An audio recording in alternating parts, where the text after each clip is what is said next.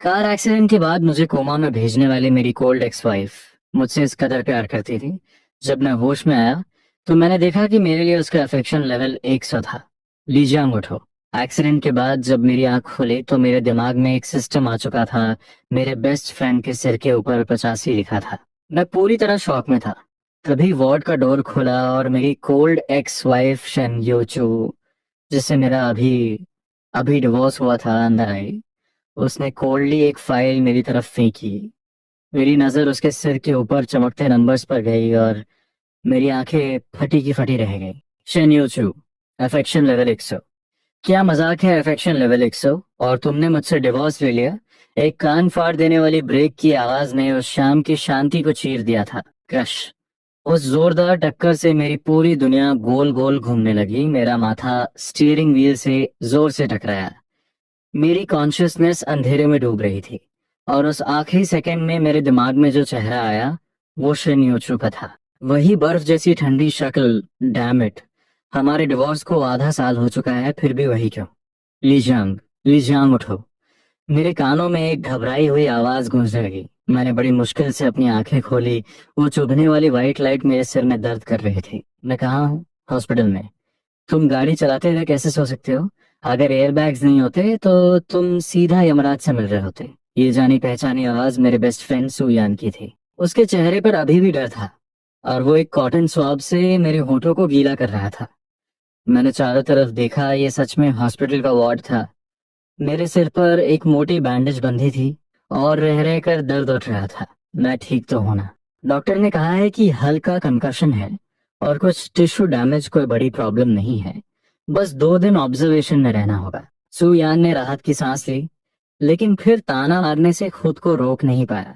यार, शनयोचू से डिवोर्स हो गया तो हो गया। तुम ऐसे क्यों बर्ताव कर रहे हो जैसे तुम्हारी जान ही निकल रही हो? उस नाम को सुनते ही मेरे सीने में एक दर्द सा उठा और मैं हमेशा की तरह चुप हो गया। ठीक उसी वक्त मेरी आंखों के सामने का नजारा अचानक अजीब तरीके से बदलने लगा।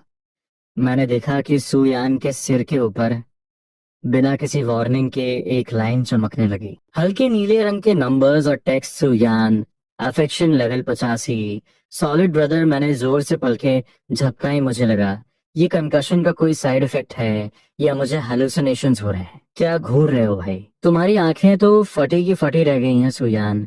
मेरी नजर से थोड़ा अजीब फील कर रहा था। मैंने उसे इग्नोर किया और अपनी नजर बगल में खड़ी नर्स पर डाली जो मेरी ड्रेसिंग चेंज कर रही थी। तभी एक और वैसा ही इंफॉर्मेशन बॉक्स हवा में पॉप हुआ। Nurse Zhang Ping, affection level 60, friendly stranger. What the, मेरे मुंह से अंदर ही अंदर एक गाली निकल गई। मेरा पूरा दिमाग सुन्न पड़ गया था। ये क्या सिचुएशन है? कोई चीट कोड? ये सब क्या हो रहा है? चीट कोड या कोई सिस्टम? एक कार एक्सीडेंट की वजह से मेरी लाइफ की स्क्रिप्ट एक डिप्रेसिंग लव स्टोरी से सीधे किसी फैंटेसी सिस्टम में बदल गई थी। मैं अभी इस झटके से बाहर भी नहीं आया था कि तभी वार्ड का दरवाजा चरमराते हुए खुला। एक बहुत जानी पहचानी ठंडी सी परफ्यूम की खुशबू कमरे में फैल गई। मेरे दिल को जैसे किसी अनदेखे हाथ ने कस कर पकड़ लिया। मैंने तुरंत दरवाजे की तरफ देखा। वो शिन योचुल थी। उसने एक परफेक्टली फिटेड बिजनेस सूट पहना हुआ था। उसके लंबे बाल सलीके से पीछे बंधे थे, जिससे उसका खूबसूरत माथा और परफेक्ट कॉलर बोन नजर आ रहा था। उस हद से ज्यादा खूबसूरत चेहरे पर आज भी वही बर्फ जैसी ठंडी एक्सप्रेशन थी, जैसे उसे दुनिया की किसी भी चीज में कोई इंटरेस्ट ना हो। उसकी नजर मुझ पर पड़ी, इतनी शांत जैसे किसी अजनबी को देख रही हो। होश आ गया? उसने पूछा। उसकी आवाज बिल्कुल उसकी तरह ही ठंडी थी, जिसमें कोई गर्माहट नहीं थी। मैंने कुछ बोलने के लिए मुंह खोला ही था कि तभी मेरी नजर सीधे उसके सिर के ऊपर जाकर अटक गई। वहां भी एक हल्का नीला इंफॉर्मेशन बॉक्स हवा में तैर रहा था। शन्यूचू, अफेक्शन लेवल 100। एक सेकंड के लिए मेरा दिमाग पूरी तरह क्रैश हो गया। 100, अफेक्शन लेवल 100, और वो पीछे के 3 क्वेश्चन मार्क्स का क्या मतलब है? क्या सिस्टम को भी ये समझ नहीं आ रहा, इसलिए वो क्वेश्चन मार्क्स दिखाकर अपना शौक जाहिर कर रहा है? मैं उस चुभने वाले 100 को घूरता रहा और फिर शेनयोचू के उस जमा देने वाले चेहरे को देखा। मुझे लगा जैसे मेरी पूरी रियलिटी को जमीन पर पटक कर कुचला जा रहा है। तुम यहाँ कैसे? मैंने बड़ी मुश्किल से अपने सूखे गले से आवाज निकाली। शिनयोचू ने बिना कुछ कहे अपने ब्रीफ केस से एक डॉक्यूमेंट निकाला और मेरे बेड के पास आकर उसे बेडसाइड टेबल पर रख दिया। हमारी शादी के बाद की प्रॉपर्टी उसका आखिरी हिस्सा अभी क्लियर नहीं हुआ था। ये फाइनल अग्रीमेंट है, इसे देख लो। अगर कोई प्रॉब्लम ना हो तो साइन कर देना।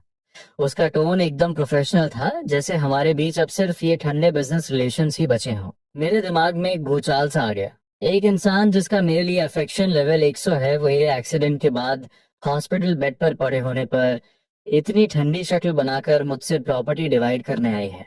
क्या ये लॉजिकल है? क्या ये किसी भी एंगल से साइंटिफिक है? सुयान से ये सब देखा नहीं गया और वो भड़क उठा। शन योचू, ली जियांग अभी अभी होश में आया है, उसका सिर अभी भी घूम रहा है। क्या तुम उसके ठीक होने तक का वेट नहीं कर सकती थी? शन योचू की नजर जरा सी भी नहीं हिली। वो लगातार मुझे ही देख रही थी और उसने बहुत ही काम में कहा, जितनी जल्दी ये सॉल्व होगा उतनी जल्दी हम हिसाब क्लियर कर लेंगे। मुझे दोपहर में एक मीटिंग अटेंड करनी है, मेरे पास टाइम ही है। हिसाब क्लियर कर लेंगे, ये शब्द किसी सुई की तरह मेरे दिल में चुभ गए। मैं उसे देखता रहा। उसकी उन गहरी और शांत आंखों में मैं सिर्फ एक झलक ढूंढने की कोशिश कर रहा था जो उस 100 वाले नंबर से मैच करती हो। लेकिन नहीं, वहां कुछ नहीं था। सिर्फ कोल्डनेस, दूरी और एक ऐसी बेरुखी जो इंसान को मीलों दूर कर दे। क्या ये सिस्टम खराब हो चुका है या मेरा कंकशन इतना बुरा है कि मैं नंबर्स भी गलत पढ़ रहा हूँ? मैंने एक गहरी सांस ली और उसे टेस्ट करने का फैसला किया। ये एग्रीमेंट मैं अभी नहीं पढ़ सकता। मैंने अपने बैंडेज बंधे सिर की तरफ इशारा किया। डॉक्टर ने कहा है मुझे कंकशन है, मुझे हर चीज डबल दिखाई दे रही है। अगर मैंने टर्म्स गलत पढ़ लिए और अपना हिस्सा भी तुम्हारे नाम कर दिया तो क्या होगा? मैंने जानबूझकर एक बहुत ही कैजुअल और सार्कास्टिक टोन का इस्तेमाल किया। हमारी पुरानी हिस्ट्री के हिसाब से मेरी ऐसी बातें सुनकर वो हमेशा इरिटेट हो जाती थी और उसकी भौहें और सिकुड़ जाती थी। लेकिन इस बार उसने सिर्फ 2 सेकंड के लिए मुझे शांति से देखा और फिर चुपचाप उस फाइल को वापस अपने बैग में रख लिया। तो फिर तुम्हारे ठीक होने का वेट करते हैं। इतना कहकर वो मुड़ी और जाने लगी। शुरू से लेकर आखिर तक उसके सिर के ऊपर चमकता वो लाल रंग का 100 एकदम स्टेडी था, किसी पहाड़ की तरह। उसमें जरा सा भी बदलाव नहीं आया। मेरा दिमाग पूरी तरह से चकरा गया था। रुको। इससे पहले कि मेरा दिमाग प्रोसेस कर पाता, मेरे मुंह से आवाज निकल गई। शन योचू ने अपने कदम रोक लिए, हल्का सा मुड़ी और एक सवालिया नजर से मुझे देखा, लेकिन उसने कुछ कहा नहीं। मैं उसके उस ठंडे साइड प्रोफाइल को देख रहा था और उसके सिर के ऊपर चमकते उस फायरी 100 को। एक अजीब सा पागलपन मेरे अंदर दौड़ गया। मैंने अपने सूखे होठों पर जीभ फेरी और हिम्मत जुटाकर कहा, मुझे प्यास लगी है, पानी चाहिए। सुयान ने तुरंत रिएक्ट किया और पास रखा गिलास उठाकर पानी लेने के लिए मुड़ा। तू रुक, मैं लाता हूँ। उसे जाने दो। मैंने शेन योचू की तरफ इशारा किया नहीं, मैंने दरवाजे की तरफ इशारा किया और सु यान से कहा, तू बहुत क्लमजी है, अगर पानी गिरा दिया तो।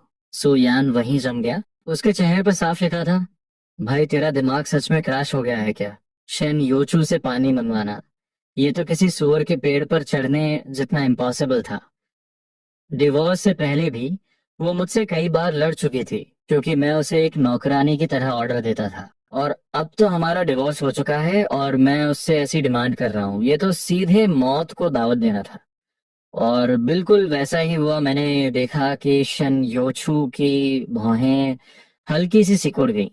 हाँ, यही वो एक्सप्रेशन है, बहुत जाना पहचाना, जो मेरे दिल की धड़कन बढ़ा देता था। लेकिन जब मैं एक्सपेक्ट कर रहा था कि वो एक ठंडी स्माइल देगी और पलट कर चली जाएगी या मुंह पर कहेगी क्या तुम्हारे खुद के हाथ नहीं है, तो वो बस कुछ सेकंड्स के लिए चुप रही। और फिर वो सच में मुड़ गई। उसने सुयान के हाथ से ग्लास लिया और बिना एक भी शब्द कहे पानी के डिस्पेंसर तक गई। पानी भरा, मुड़ी, वापस आई और ग्लास मेरे सामने कर दिया। ये पूरा प्रोसेस एकदम स्मूथ था और उसके चेहरे पर कोई इमोशन नहीं था। मैं उसे बस घूरता रह गया। मेरा दिमाग एक बार फिर से हैंग हो चुका था। उसके सिर के ऊपर वो 100 अभी चमक रहा था और अब उसके बगल में एक छोटी सी लाइन भी फ्लोट कर रही थी, स्टेटस हार्ट एक, दर्द हार्ट एक। मैं पानी पीते पीते खांसने ही वाला था, तुम इसे हार्ट एक कहते हो। इस एक्सप्रेशन को देखकर कोई भी सोचेगा कि मैंने इसके 8 मिलियन कर्ज लिए हैं। थैंक्स, मैंने पानी का ग्लास लेते हुए धीरे से कहा। उसने कोई जवाब नहीं दिया, बस हल्का सा हम कहा और फिर वहीं अपनी जगह पर खड़ी रही। ना कुछ बोली और ना ही वहां से गई। वार्ड के अंदर का माहौल अचानक से बहुत ऑकवर्ड हो गया। सुयान ने मेरी तरफ देखा, फिर उसकी तरफ देखा, अपना सिर खुजाया और एक बहाना ढूंढा। अरे हाँ, मुझे याद आया कि मेरी गाड़ी अभी भी सड़क पर पार्क है, मैं उसे हटा कर आता हूँ। तुम लोग बात करो। इतना कहकर वो वहां से ऐसे भागा जैसे उसके पीछे कोई भूत पड़ा हो। अब कमरे में सिर्फ हम दोनों बचे थे। मैं पानी पी रहा था और कनखियों से उसे चुपचाप देख रहा था। वो बस वहां शांति से खड़ी थी, उसकी नजरें खिड़की के बाहर थी, जैसे वो कोई नजारा देख रही हो या शायद कुछ भी नहीं देख रही हो। कंपनी में आजकल बहुत काम है क्या? मैंने चुप्पी तोड़ने के लिए पूछा। ठीक ठाक है, वो हमेशा की तरह कम शब्दों में बोली। वो प्रोजेक्ट मिल गया क्या? मिल गया, अच्छी बात है। बातचीत फिर से रुक गई। मुझे लग रहा था जैसे मैं इस अजीब से माहौल में पागल हो जाऊंगा। एक एक्स वाइफ जिसका अफेक्शन लेवल मेरे लिए 100 है, मेरे साथ एक ही कमरे में है, लेकिन एक अजनबी से भी ज्यादा कोल्ड बिहेव कर रही है। ये क्या है? कोई नए तरीके का टॉर्चर? ठीक उसी वक्त मेरे पेट से एक बहुत ही अजीब सी गड़गड़ाहट की आवाज आई। एक्सीडेंट से लेकर अब तक मैंने सच में एक निवाला तक नहीं खाया था। शेनयोचू की नजर आखिरकार खिड़की से हटी और मुझ पर आकर टिक गई। भूख लगी है, थोड़ी सी मैंने ईमानदारी से मान लिया। कमरे में फिर सन्नाटा छा गया। मुझे लगा कि वो कहेगी भूख लगी है तो खुद फूड डिलीवरी ऑर्डर कर लो, लेकिन उसने अपना फोन निकाला और उसकी उंगलियां स्क्रीन पर तेजी से चलने लगी। कुछ सेकंड्स बाद उसने फोन नीचे रखा और मुझसे कहा, मैंने पॉरेज ऑर्डर कर दिया है, आधे घंटे में आ जाएगा। मैं हैरान रह गया। उसे कैसे पता कि मुझे पॉरेज ही खाना था? उसने मुझे ठंडी नजर से देखा और बोली, कंकशन वाले पेशेंट को पॉरेज नहीं तो क्या रोस्ट पोर्क खिलाऊं? इतना कहकर जैसे उसे लगा कि आज के लिए उसने अपने कोटे से ज्यादा बातें कर ली हैं, उसने पास रखी कुर्सी खींची और बैठ गई। वो वापस उसी साइलेंट आइसबर्ग में बदल गई। लेकिन उसके इस एक सेंटेंस ने मेरे दिल में एक अजीब सी हलचल पैदा कर दी। मैंने अपना फोन नीचे देखा और फूड डिलीवरी ऐप खोल लिया।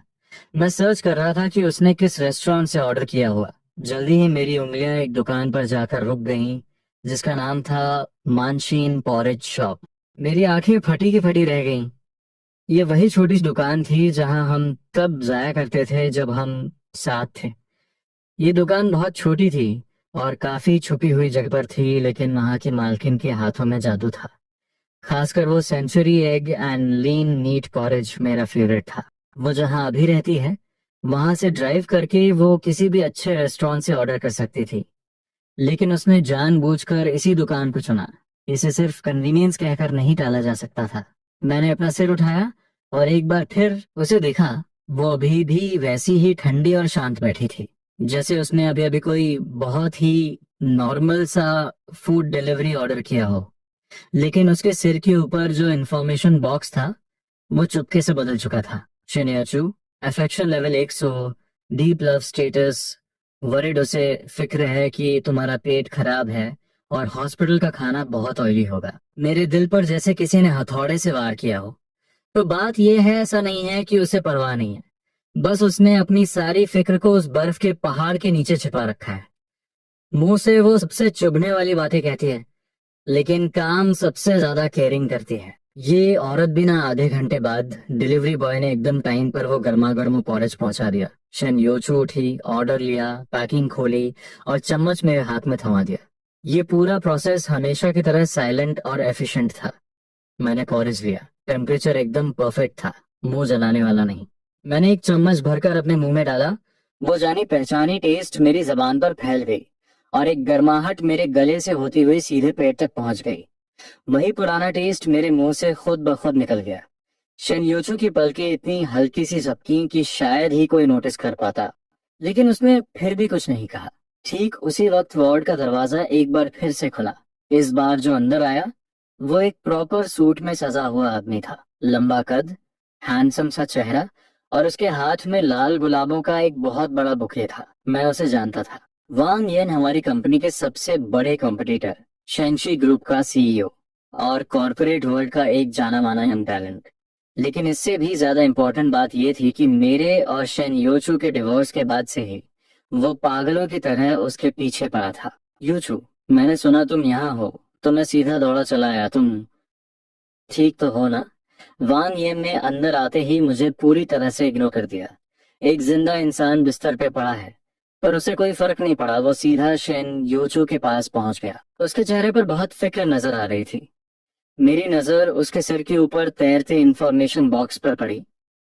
वांग Yan affection towards Shen Yuchu 95, strong positiveness affection towards Li Jiang -50। मेरे अंदर से एक ठंडी हंसी निकल गई। लगता है ये आदमी सच में मुझे अपनी आंखों की किरकिरी समझता है। शिनयूचू ने जैसे ही वांग यान को देखा, उसकी भौहें सिकुड़ गईं। उसने बिना दिखाए हल्का सा एक कदम पीछे लिया और दोनों के बीच की दूरी बढ़ा दी। मैं ठीक हूँ, तुम यहाँ क्यों आए? उसका टोन मुझसे बात करते वक्त से भी 3 गुना ज्यादा ठंडा था। मुझे मेरे सेक्रेटरी ने बताया कि डायरेक्टर ली का कार एक्सीडेंट हो गया है और तुम हॉस्पिटल आई हो। मुझे तुम्हारी चिंता हो रही थी, वांग यन ने कहते हुए वो गुलाब का बुके उसके सामने कर दिया। ये तुम्हारे लिए। उम्मीद है कि तुम्हारा मूड इन फूलों की तरह खिल जाएगा। मैं सच में पॉरेज खाते खाते खांसने ही वाला था। मूड खिल जाएगा। शेन योचू के इस बर्फीले चेहरे को देखकर इससे तो अच्छा होता कि तुम इसे एक बर्फ का पुतला गिफ्ट कर देते, शायद वो ज्यादा खुश हो जाती। और बिल्कुल वैसा ही हुआ। शेन योचू ने उस बुके की तरफ देखा तक नहीं और कोल्डली कहा, इसकी जरूरत नहीं है, इसे ले जाओ। मुझे पॉलन एलर्जी है। वांग यान का एक्सप्रेशन एक सेकंड के लिए जम सा गया। मेरी हंसी छूटते छूटते बची भाई 6 महीने से पीछे पड़ा है और इसे ये तक नहीं पता कि बंदी को पॉलन एलर्जी है। ये 95 का अफेक्शन लेवल पूरी तरह से फेक लग रहा है। वांग येन को भी थोड़ा ऑकवर्ड फील हो रहा था। उसने एक झेपी हुई हंसी हंसी और फूलों को पास की टेबल पर दिया। फिर जैसे उसने मुझे अभी अभी नोटिस किया हो, एक फेक शौक के साथ बोला, अरे डायरेक्टर ली, आप भी यही हैं? मेरी नजरें भी ना। आई एम सो सॉरी। आपकी तबीयत कैसी है अब? कोई ज्यादा बड़ी चोट तो नहीं आई? वो मुंह से तो सॉरी बोल रहा था, लेकिन मैं साफ साफ देख सकता था कि उसके सिर के ऊपर वो -50 का नंबर एक कमीनी सी खुशी के साथ चमक रहा था। तुम्हारी दुआओं से अभी मरा नहीं हूँ, मैंने एक फेक सी स्माइल के साथ जवाब दिया। वांग येन को बिल्कुल भी गुस्सा नहीं आया, बल्कि उसने अपनी नजर वापस शेन यूचू की तरफ घुमा ली और एक बहुत ही सॉफ्ट टोन में बोला, यूचू, तुम भी ना, जब डायरेक्टर ली अब खतरे से बाहर है तो तुम्हें घर जाकर रेस्ट करना चाहिए। तुमने कल रात उस नए प्रपोजल के लिए पूरी रात जागकर काम किया और आज यहाँ हॉस्पिटल आ गई। तुम्हारी हेल्थ कैसे बर्दाश्त करेगी ये सब? यहाँ केयर टेकर है ना, तुम्हें खुद यहाँ बैठकर पहरा देने की क्या जरूरत है? उसकी ये बातें बाहर से तो शिन योचू की टेर लग रही थी, लेकिन असल में वो मुझे अपनी टेरिटरी दिखा रहा था। वो इनडायरेक्टली ये बता रहा था कि मेरे और शिन योचू के बीच अब ऐसा कोई रिलेशन नहीं है कि उसे मेरी देखभाल करनी पड़े। मेरे अंदर का पारा चढ़ने लगा। मैं पलट कर जवाब देने ही वाला था कि तभी मैंने देखा कि शिन योचू का चेहरा एकदम सख्त हो गया है। उसने मुड़कर वांग येन को देखा और उसकी नजर किसी तेज धार वाले चाकू जैसी थी। डायरेक्टर वांग, मेरे पर्सनल मैटर्स में आपको दिमाग लगाने की जरूरत नहीं है, उसने एक एक शब्द पर जोर देते हुए कहा। और हाँ, आगे से मुझे डायरेक्टर शन या शन योचू ही बुलाइए। योचू बुलाने जितने क्लोज हम नहीं हैं। इस बार वांग यान के चेहरे का रंग पूरी तरह उड़ गया। उसका वो हैंडसम सा चेहरा गुस्से से हल्का सा ट्विस्ट हो गया। उसने मेरी तरफ देखा और उसकी आंखों में भयानक जेलसी और नफरत भरी थी। उसके सिर के ऊपर का वो -50 पागलों की तरह ब्लिंक करने लगा और अचानक से -70 पर पहुंच गया। ठीक उसी वक्त वांग यान को अचानक कुछ याद आया। उसने पलटी मारी और मेरे सामने एक फेक सिंपैथी का नाटक करते हुए बोला, वैसे डायरेक्टर ली, आपका और शेन योचू का अलग होना सच में बहुत बुरा हुआ। मैंने सुना है कि आप दोनों का डिवोर्स इसलिए हुआ क्योंकि आप बाहर, खैर मर्द हैं, कभी कभी बहक जाते हैं, लेकिन शेन योचू का दिल दुखाना ये आपकी गलती थी। उसकी ये चाल बहुत ही घटिया और खतरनाक थी। शेन योचू के सामने उस पुरानी बात को उछालना, वो बस हमारे जख्मों को दोबारा कुरेदना चाहता था। वो उसे याद दिलाना चाहता था कि मैंने क्या गलती की थी। मेरा दिल एकदम से भारी हो गया। मैंने घबराकर शेन योचू की तरफ देखा और मैंने देखा कि उसके सिर के ऊपर वो पहाड़ की तरह अटल 100 वांग येन के ये शब्द बोलते ही भयानक तरीके से कांपने लगा। वो नंबर गिरा नहीं, बल्कि एक अजीब सी तकलीफ और गहरे दुख की वेव में बदल गया। उसका चेहरा एक ही पल में बिल्कुल पीला पड़ चुका था। मुझे लगा जैसे किसी ने मेरे दिल को मुट्ठी में लेकर कस दिया हो। वांग येन हमारी कमजोरी पर वार करने में कामयाब हो गया था और उसके होठों पर छाई वो मुस्कान और गहरी हो गई। उसने अपना वो घटिया नाटक चालू रखा, डायरेक्टर ली, जो बीत गया सो बीत गया। आगे से मैं योचू का ख्याल रखूंगा, मैं उसे कभी दुखी नहीं होने दूंगा। तुम अपना मुंह बंद रखो। कमरे में 2 आवाजें एक साथ गूंजी, एक मेरी और दूसरी शन योचू की। मैंने हैरानी से उसकी तरफ देखा। वो भी वांग येन को घूर रही थी और उसकी आंखों में ऐसा गुस्सा था जो मैंने पहले कभी नहीं देखा था। उसकी आवाज तेज नहीं थी, लेकिन उसके शब्द बर्फ की तरह चुभने वाले थे। मेरे और ली जाम के बीच क्या हुआ ये तय करने वाला कोई बाहर का इंसान नहीं होता। अब यहाँ से चले जाओ। ये पहली बार था जब मैंने उसे हम दोनों के लिए हम शब्द का इस्तेमाल करते हुए सुना था। वान यन का चेहरा गुस्से और बेइज्जती से लाल पीला हो गया। उसे बिल्कुल उम्मीद नहीं थी कि शेन योचू मेरे लिए उसकी सरेआम इतनी बेइज्जती कर देगी। उसने मुझे एक बहुत ही गहरी और खतरनाक नजर से देखा। वो नजर जैसे कह रही थी तू बचकर रहना।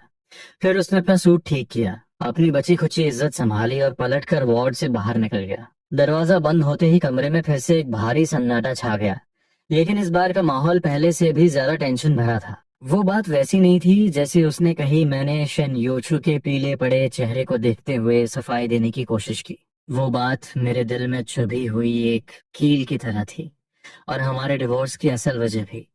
1 साल पहले कंपनी पार्टी में मैंने बहुत ज्यादा पी ली थी, और अगले दिन जब मेरी आंख खुली मैंने खुद को होटल के बेड पर पाया। मेरे बगल में कंपनी की एक फीमेल कॉलीग थी, और फिर होटल के बाहर उस कॉलीग के साथ मेरी खींचातानी की फोटोज किसी ने शन यूचू को भेज दी। मैंने उसे एक्सप्लेन करने की कोशिश की। मैंने कहा कि मुझे फंसाया गया है, मेरे बीच कुछ नहीं हुआ, लेकिन उसने कुछ नहीं कहा। वो बस मुझे देखती रही। उसकी आंखों में वो जमा देने वाली डिसअपॉइंटमेंट थी। 3 दिन बाद उसने डिवोर्स की मांग कर दी, शुरू से अंत तक। कोई ड्रामा नहीं, कोई सवाल नहीं। उसकी उस साइलेंस ने मुझे मौत की सजा सुना दी थी। अब सोचता हूँ तो वांग यान को ये सब पता था 100%। ये उसी का प्लान था पीछे से। क्या अब ये इम्पोर्टेंट है? शन योचू ने अपना सिर नीचे झुकाए रखा। उसकी आवाज बहुत हल्की थी। सब कुछ खत्म हो चुका है। इम्पोर्टेंट है, मेरे मुंह से एकदम निकल गया। मेरे लिए ये बहुत इम्पोर्टेंट है। मैंने उसकी आंखों में देखकर एक एक लफ्ज चबाकर कहा, शन योचू, मैंने तुम्हें कभी धोखा नहीं दिया। उस रात मैंने कुछ नहीं किया था। उसकी बॉडी हल्की सी कांपी, लेकिन उसने अपना सिर नहीं उठाया। मुझे नहीं पता कि उसने मुझ पर ट्रस्ट किया या नहीं, लेकिन उसके सिर के ऊपर चमकता वो 100। मेरे ये बोलते ही उसकी वो पेनफुल फ्लक्चुएशन थोड़ी शांत हो गई। मैं थक गई हूँ, काफी देर बाद उसने धीरे से कहा, और फिर अपनी जगह से खड़ी हो गई। तुम आराम करो, मैं जा रही हूँ। उसकी वो थकी हुई पीठ देखकर मेरे दिल में एक चुभन सी हुई। मेरे मुंह से निकल गया, मैं तुम्हें ड्रॉप कर देता हूँ। बोलते ही मुझे रिग्रेट हुआ। अपनी इस कंडीशन में मैं उसे कैसे ड्रॉप कर सकता था? उसके कदम रुके। उसने मुड़कर मुझे देखा। उसकी नजरों में एक अजीब सा कंफ्यूजन था। वो जरूरत नहीं, इतना कहकर उसने दरवाजा खोला और बाहर चले गई। मैंने फ्रस्ट्रेशन में जोर से बेड पर मुक्का मारा। तभी अचानक मेरी नजर कुर्सी के पास रखे उसके ब्रीफ केस पर पड़ी। उसकी जिप खुली हुई थी और अंदर से एक डॉक्यूमेंट बाहर झांक रहा था। उस पर बड़े बड़े अक्षरों में लिखा था, overseas art exchange project application. मेरे दिमाग में जैसे कोई बम फटा। ऐसा लगा जैसे किसी ने हथौड़े से मेरे सिर पे वार किया हो। ये प्रोजेक्ट, मुझे पता था इसके बारे में। ये शिन यूचू का कॉलेज के दिनों का ड्रीम था। वो हमेशा से पेरिस की बोज आर्ट्स एकेडमी जाना चाहती थी, एक टॉप क्यूरेटर बनने के लिए। लेकिन फिर मेरे लिए उसने वो सपना छोड़ दिया। उस साल मेरी कंपनी बस शुरू ही हुई थी। फंडिंग रुक गई थी और हम बैंक्रप्सी की कगार पर थे। उसने अपना वो ऑफर ठुकरा दिया जो उसे मिल चुका था। वो मेरे पास रुक गई। अपनी सेविंग्स और कनेक्शंस का इस्तेमाल करके उसने मेरे लिए इन्वेस्टमेंट और पार्टनरशिप के लिए दिन रात एक कर दिया। मेरी कंपनी तो बच गई, लेकिन उसका वो सपना हमेशा के लिए उसी गर्मियों में दफन हो गया। उसने कभी मुझसे इस बारे में एक शब्द नहीं कहा। मुझे भी ये बात बाद में उसके कॉलेज फ्रेंड से गलती से पता चली थी। मुझे हमेशा लगा था कि वो मूव ऑन कर चुकी है, लेकिन अब मैंने कांपते हाथों से अपना फोन उठाया और उसकी बेस्ट फ्रेंड का नंबर डायल किया। हेलो लिजांग, क्या काम है मुझसे? फोन की दूसरी तरफ से उसकी फ्रेंड की वो स्ट्रिक्ट आवाज आई। मुझे बस इतना पूछना था, क्या शन योचू विदेश जाने की तैयारी कर रही है? लाइन के उस पार एकदम सन्नाटा छा गया। बहुत देर बाद एक गहरी सांस लेने की आवाज आई। तो तुम्हें पता चल ही गया? हाँ, वो पिछले 6 महीने से प्रिपेयर कर रही थी। पेरिस से उसे ऑफर आ चुका है। वो अगले महीने जा रही है। अगले महीने जा रही है। मेरा दिल जैसे किसी गहरी खाई में गिर गया। तो बात ये थी, ऐसा नहीं था कि उसे परवाह नहीं थी। वो बस इस दर्द देने वाली जगह को हमेशा के लिए छोड़ने की तैयारी कर रही थी। मुझे छोड़ने की। कॉल कट करने के बाद मैं किसी जिंदा लाश की तरह बेड पर बैठा रहा। खिड़की के बाहर आसमान धीरे धीरे काला पड़ने लगा था। शहर की नियॉन लाइट्स एक एक करके जल उठी और मेरी परछाई लंबी और बेहद अकेली लग रही थी। ठीक उसी वक्त मेरे दिमाग में उस सिस्टम की वो ठंडी सी नोटिफिकेशन आवाज फिर से गूंज उठी। मैंने हवा में ऊपर देखा, जैसे मुझे शिन यूचू का चेहरा नजर आ रहा हो। Shen Yuchu, affection level 100, deep love, status, heart एक।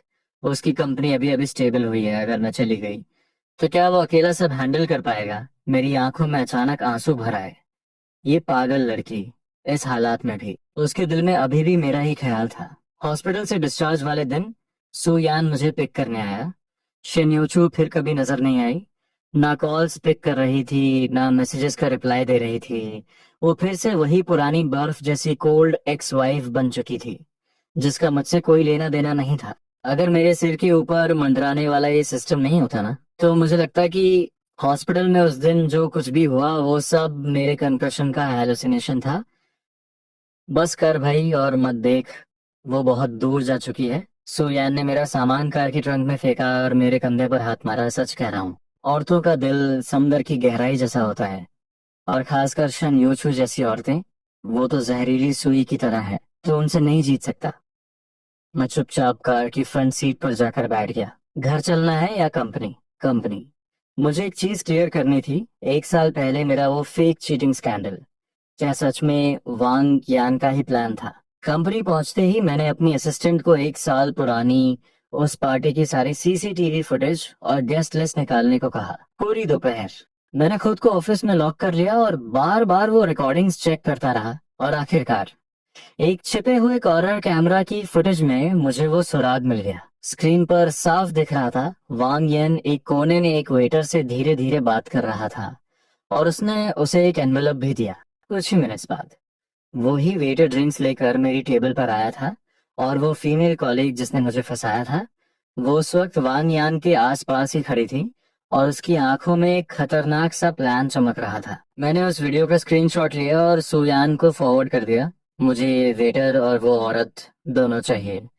ये सब करने के बाद मैं कुर्सी पर पीछे की तरफ गिरा और एक लंबी सांस छोड़ी। सच अब मुझसे ज्यादा दूर नहीं था। उस रात शहर के सबसे लग्जरियस होटल में एक बड़ी बिजनेस पार्टी थी। मैं और सुयान वहां पहुंचे, और जैसा मैंने सोचा था, दरवाजे से घुसते ही मेरी नजर वांग यान पर पड़ी। वो लोगों की भीड़ से घिरा हुआ था, किसी टीम की तरह एटीट्यूड दिखा रहा था। उसकी नजरें पूरे हॉल में घूम रही थी, और जैसे ही उसने मुझे देखा, उसकी आंखों में हैरानी और नफरत साफ झलक उठी। Wang Yan, affection level -75, status overconfident trash. मैंने उसे पूरी तरह इग्नोर मारा और सीधे बफे एरिया की तरफ बढ़ गया। मुझे पता था कि शेन योचू भी यहाँ आने वाली है, और कुछ ही मिनट्स बाद वो हॉल के दरवाजे पर नजर आई। उसने एक मून वाइट इवनिंग गाउन पहना हुआ था। एक ही झटके में पूरे हॉल की नजरें उसी पर टिक गईं। वो उस अंधेरी रात में चमकते हुए सबसे तेज सितारे की तरह लग रही थी। इतनी कोल्ड, इतनी क्लासी, कि कोई आसानी से उसके पास जाने की हिम्मत ना करे। वैंग येन तो जैसे मौका ही ढूंढ रहा था। वो तुरंत उसके पास चिपका और एक परफेक्ट फेक स्माइल के साथ बोला, यूचू, तुम आज बेहद खूबसूरत लग रही हो। शिन यूचू ने बस हल्का सा सिर हिलाकर रिएक्ट किया। मैंने अपने हाथ में शैंपेन का ग्लास पकड़ा और धीरे धीरे उनके पास पहुंचा। डायरेक्टर शन। मैंने उसकी तरफ अपना ग्लास रेज किया। उसने मुझे देखा, और उसकी आंखों में एक अजीब सी चमक आ गई। उसकी आंखों में एक ऐसा सरप्राइज था जिसे वो छिपा नहीं पाई। तुम यहाँ कैसे? तुम्हारी चोट? बस मामूली सी चोट है। I am fine. मैंने एक स्माइल दी। मेरे बगल में खड़े वांग यान का चेहरा अब तक लाल चुका था। वो जानबूझकर हम दोनों के बीच में आकर खड़ा हो गया, ताकि मुझे ब्लॉक कर सके। डायरेक्टर ली सच में बहुत डेडिकेटेड है। इस कंडीशन में भी पार्टी अटेंड करने आ गए। क्या कोई बड़ी डील हाथ से निकलने का डर है? उसके ताने एकदम क्लियर थे, लेकिन मुझे उसके साथ अपना टाइम वेस्ट नहीं करना था। मैं सीधा उसे बाईपास करके शेन योचू के पास गया और धीरे से उसके कान में बोला, तुम इतनी देर से खड़ी हो, क्या तुम्हारे पैरों में दर्द नहीं हो रहा? शेन यूचू एकदम सुन्न रही। मैंने देखा उसके सिर के ऊपर का स्टेटस झटके से बदला। Status surprised. इसे कैसे पता कि मेरे पैरों में दर्द है? मैं मन ही मन मुस्कुराया। मुझे तो पता होना ही था। उसे हल्की सी फ्लैट फीट की प्रॉब्लम थी। हील्स पहनकर ज्यादा देर खड़े रहने से उसके पैरों में भयंकर दर्द होता था। ये एक सीक्रेट था जो मैंने तब नोटिस किया था जब हम साथ थे। पहले मैंने कभी इन बातों पर ध्यान नहीं दिया, लेकिन अब यही डिटेल मेरा सबसे बड़ा वेपन थी। मैंने उसके जवाब का वेट नहीं किया और बड़ी स्मूथनेस से उसकी कलाई पकड़कर उसे रेस्ट एरिया की तरफ ले जाने लगा। वहां सोफा है, चलो बैठते हैं। उसकी कलाई बर्फ की तरह ठंडी थी। जैसे ही मैंने उसे टच किया, उसकी बॉडी एकदम स्टिफ हो गई, लेकिन उसने अपना हाथ नहीं छुड़ाया। पीछे खड़े वांग यांग का चेहरा गुस्से से हरा हो चुका था, लेकिन इतने सारे लोगों के बीच वो कोई तमाशा भी नहीं कर सकता था। मैंने शिन यूचू को सोफा तक पहुंचाया। उसे बैठाने के बाद मैं सीधा बफे काउंटर की तरफ मुड़ा और उसकी फेवरेट पेस्ट्री और एक ग्लास हल्का गर्म दूध लेकर आया। थोड़ा कुछ खा लो, तुमने पक्का आज फिर डिनर स्किप किया होगा। मैंने वो प्लेट उसके सामने रख दी। वो अपने सामने रखे उस केक और दूध को देखकर पूरी तरह सुन्न में पड़ गई थी। Shen Yuchu, affection level 100, deep love, status warm. उसे अभी भी मेरी पसंद याद है। उसके सिर के ऊपर चमकते उन शब्दों को देखकर मेरे अंदर एक अजीब सी गर्माहट दौड़ गई। तो उसकी परवाह पाने की फीलिंग ऐसी होती है, और इसी फीलिंग को मैंने कभी अपने ही हाथों से बर्बाद कर दिया था। ली जांग। उसने अपना सिर उठाया। उसने बहुत ही कॉम्प्लेक्स नजर से मुझे देखा। तुम आखिर चाहते क्या हो? मैं क्या चाहता हूँ? मैं तुम्हें वापस पाना चाहता हूँ। मैं उन बीते हुए सालों की हर कमी को पूरा करना चाहता हूँ, लेकिन मैं ये सब कह नहीं सकता था। मैंने बस एक हल्की सी स्माइल दी। कुछ नहीं, बस अपने एक्स हस्बैंड का एक आखिरी कर्टसी समझ लो। इतना कहकर मैं मुड़ा और वहां से चला गया। उसे सोफा पर अकेला छोड़ दिया, जहां वो उस पेस्ट्री की प्लेट को बस घूरती रह गई। मुझे पता था आज की रात सिर्फ एक बिगिनिंग थी। उस पार्टी के बाद मैंने खुद से शिन्योचो को कांटेक्ट नहीं किया। मुझे पता था अभी सही टाइम नहीं है। अभी सबसे इम्पोर्टेंट था वांग येन के खिलाफ वो सॉलिड एविडेंस निकालना। 2 दिन बाद सु येन की तरफ से एक खबर आई। उसने उस वेटर और उस औरत दोनों को ढूंढ निकाला था। वेटर सीधा निकला। उसने पैसे लिए और एक एक डिटेल रिकॉर्ड करवा दी कि कैसे वांग यान ने उसे मुझे ड्रग देने को कहा था और कैसे उस औरत को मेरे रूम में भेजा गया। लेकिन वो औरत, वो कुछ भी मानने को तैयार ही नहीं थी। ली जियांग, ये औरत थोड़ी प्रॉब्लमेटिक है। सु यान ने फोन पर बताया। वो अब वांग यान की कंपनी में डिपार्टमेंट मैनेजर है। उसी की वफार है और मुंह नहीं खोल रही। कोई बात नहीं, मैंने खिड़की के बाहर देखा। मेरी आंखों में एक अजीब सी ठंडक थी। अगर वो नहीं बोलेगी तो मेरे पास उसका मुंह खुलवाने के बहुत तरीके हैं। मैंने फोन कट किया और सीधा एक दूसरा नंबर डायल किया। हेलो, लॉयर जान, मैं लिजियांग बोल रहा हूँ। मुझे एक लीगल नोटिस भिजवाना है। अगले ही दिन कमर्शियल डेफेमेशन और पर्सनल रेपुटेशन खराब करने का वो लीगल नोटिस सीधा उस औरत की डेस्क पर पहुंच गया। वो बुरी तरह घबरा गई। उसी दोपहर उसका खुद मुझे कॉल आया और उसने मिलने की रिक्वेस्ट की। कैफे के अंदर उसका चेहरा कागज की तरह सफेद हो चुका था। उसका सारा एटीट्यूड हवा हो गया था। डायरेक्टरली उस स्कैंडल से मेरा कोई लेना देना नहीं था। डायरेक्टर वांग ने मुझे फोर्स किया था। वो हाँफते हुए अपनी सफाई दे रही थी। उन्होंने कहा था कि अगर मैं उनकी प्लान में साथ दूंगी तो वो मुझे डिपार्टमेंट मैनेजर बना देंगे। मैं उस वक्त पैसों और पावर के लालच में अंधी हो गई थी। उसने तुम्हें कैसे फोर्स किया, ये सब रिकॉर्ड करो। मैंने एक रिकॉर्डिंग पेन खिसकाकर उसके सामने रख दिया। वो एक सेकंड के लिए झिझकी, लेकिन फिर उसने वो पेन उठा लिया। सारे सॉलिड एविडेंस हाथ में आने के बाद, मैंने वो सारे सबूत मिलने के बाद, मैं सीधा वांग यान की धज्जियां उड़ाने नहीं गया। मैंने गाड़ी निकाली और शेन योचो के ऑफिस के नीचे पहुंच गया। मैंने उसे एक टेक्स्ट किया, मैं तुम्हारी कंपनी के बाहर हूँ, तुम्हें कुछ देना है। इस बार उसका रिप्लाई बहुत जल्दी आया। क्या चीज? तुम नीचे आओ, खुद देख लेना। कुछ मिनट्स बाद वो ऑफिस के बिल्डिंग से बाहर आती हुई नजर आई। मैं गाड़ी से बाहर निकला और एक यूएसबी ड्राइव उसके हाथ में रख दी। ये क्या है? उसने पूछा। 1 साल पहले जो भी हुआ उसका पूरा सच। मैंने सीधा उसकी आंखों में देखा और पूरे सीरियसली कहा, शन्योचू, मैं बस इतना चाहता हूँ कि इसे देखने के बाद तुम मुझे एक्सप्लेन करने का एक आखिरी मौका दो। वो पूरी तरह खामोश रही। उसने वो यूएसबी ड्राइव पकड़ ली और हल्का सा सिर हिला दिया। उसे मुड़ते हुए देखकर, उसे मुड़कर वापस ऑफिस के अंदर जाते हुए देखकर मेरे दिल में एक अजीब सी बेचैनी होने लगी। मुझे नहीं पता था कि ये सच्चाई जो इतनी लेट आई है, क्या वो हमारे बीच की इस खाई को कभी भर पाएगी। मैं कंपनी वापस नहीं गया। मैं बस यूं ही बिना किसी डेस्टिनेशन की गाड़ी चलाता रहा और आखिरकार मेरी कार उसी पुरानी जगह पर आकर रुक गई। हमारा वो पुराना अपार्टमेंट, जिसने हमारे प्यार की शुरुआत से लेकर हमारे डिवोर्स तक का सफर देखा था। डिवोर्स के बाद ये घर उसी के नाम हो गया था। मैंने ऊपर देखा। वो जानी पहचानी खिड़की पूरी तरह अंधेरे में डूबी थी। मैंने गाड़ी रोड के किनारे पार्क की, इंजन ऑफ किया और बस शांति से वहीं बैठा रहा। एक एक मिनट जैसे घंटों के बराबर लग रहा था। मुझे नहीं पता मैं कितनी देर वहां बैठा रहा, जब अचानक मेरा फोन रिंग हुआ। स्क्रीन पर नाम था शन यूचू। मैंने एक गहरी सांस ली और कॉल रिसीव कर लिया। हेलो। कॉल के उस पार बस एक लंबी खामोशी थी। मुझे लगा वो कुछ नहीं बोलेगी। तभी मुझे फोन के स्पीकर से एक आवाज आई। वो अपनी सिसकियों को, अपने रोने को पूरी तरह दबाने की कोशिश कर रही थी। मेरा दिल झटके से सिकुड़ गया। शन्योचू, लीजियांग। उसकी आवाज पूरी तरह से भारी हो चुकी थी, जैसे वो बहुत बुरी तरह रोई हो। तुमने तुमने मुझे ये सब पहले क्यों नहीं बताया? I am sorry. मेरे पास हजारों बातें थी कहने को, लेकिन मुंह से सिर्फ यही 3 लफ्ज निकले। तुम। तुम अभी कहाँ हो? उसने पूछा। तुम्हारे घर के नीचे। फोन के उस पार फिर से एक सन्नाटा छा गया। और कुछ सेकंड्स बाद उसने धीरे से कहा, ऊपर आ जाओ। कॉल कट होते ही मैंने गाड़ी का दरवाजा धक्का देकर खोला और पागलों की तरह भागते हुए बिल्डिंग के अंदर घुसा। उस जाने पहचाने दरवाजे के सामने खड़े होकर मैं एक पल के लिए झिझका। मुझे अपने ही दिल की धड़कनें इतनी जोर से सुनाई रही थी। आखिरकार मैंने अपना हाथ उठाया और डोरबेल बजा दी। दरवाजा तुरंत खुल गया। शिन्योचू मेरे सामने खड़ी थी। उसकी आंखें पूरी तरह सूज कर लाल हो चुकी थीं और उसके गालों पर अभी भी आंसुओं के निशान थे। वो बस मुझे देखती रही। उसकी उन आंखों में एक डर था, एक शिकायत थी, एक ऐसा इमोशन जो मैंने आज तक उसमें नहीं देखा था।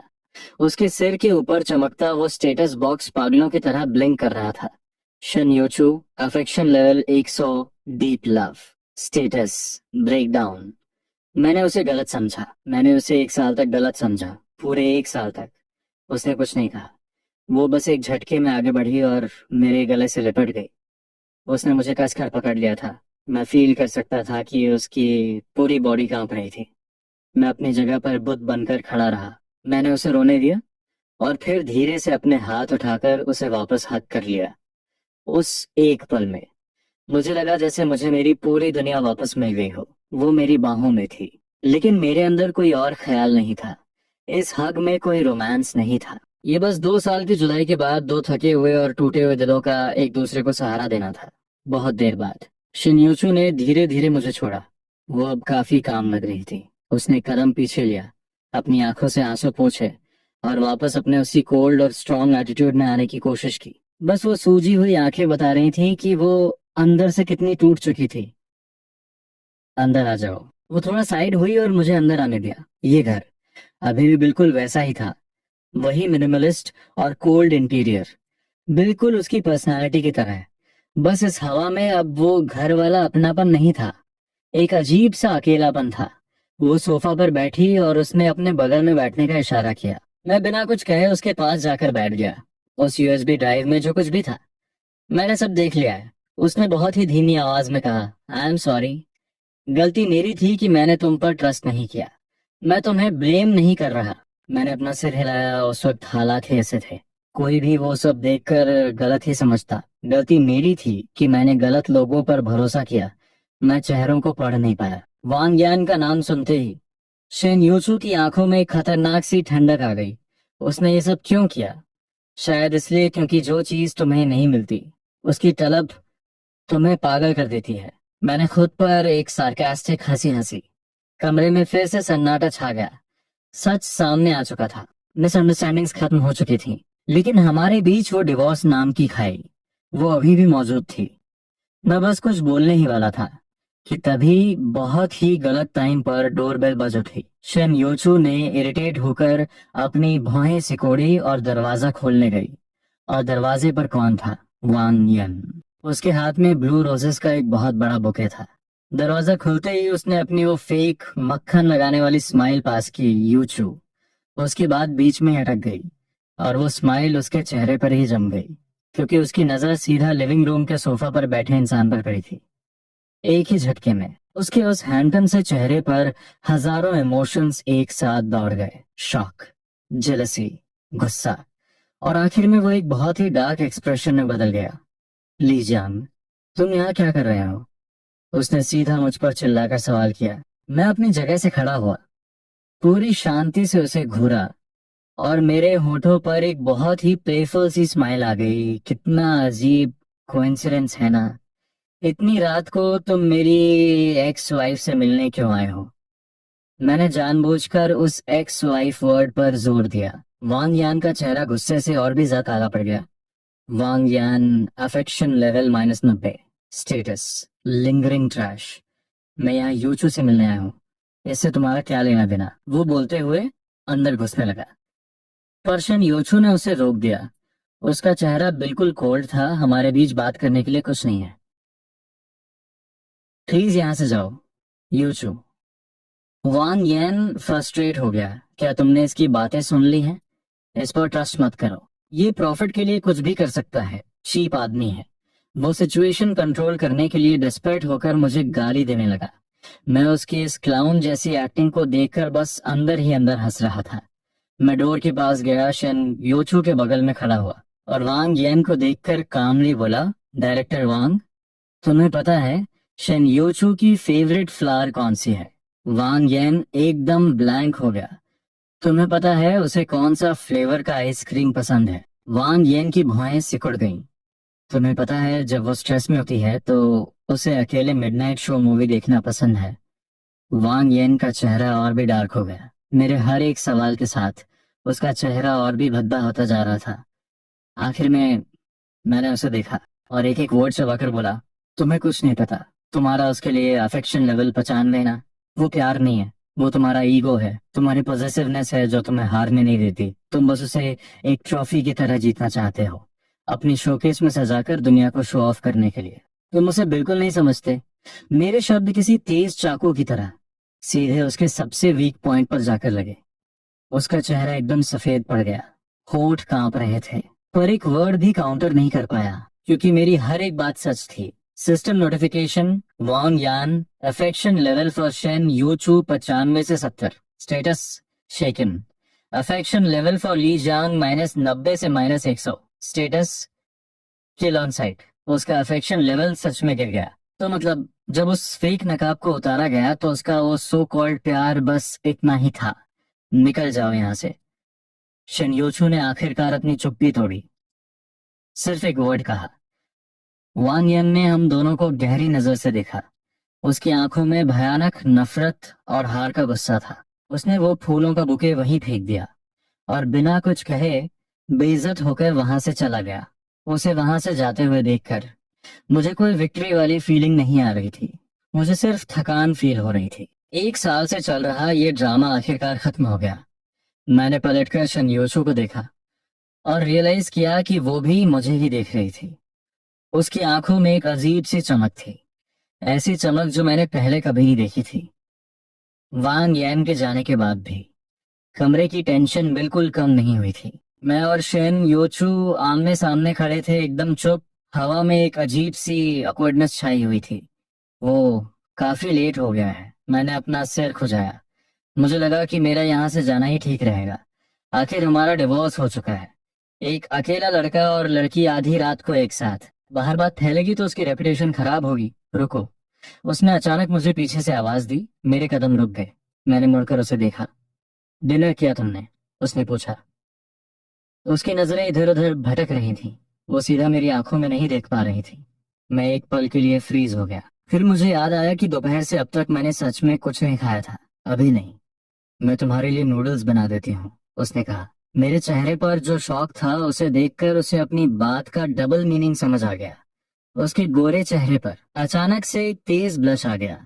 ये पहली बार था जब मैंने उसे ब्लश करते हुए देखा था।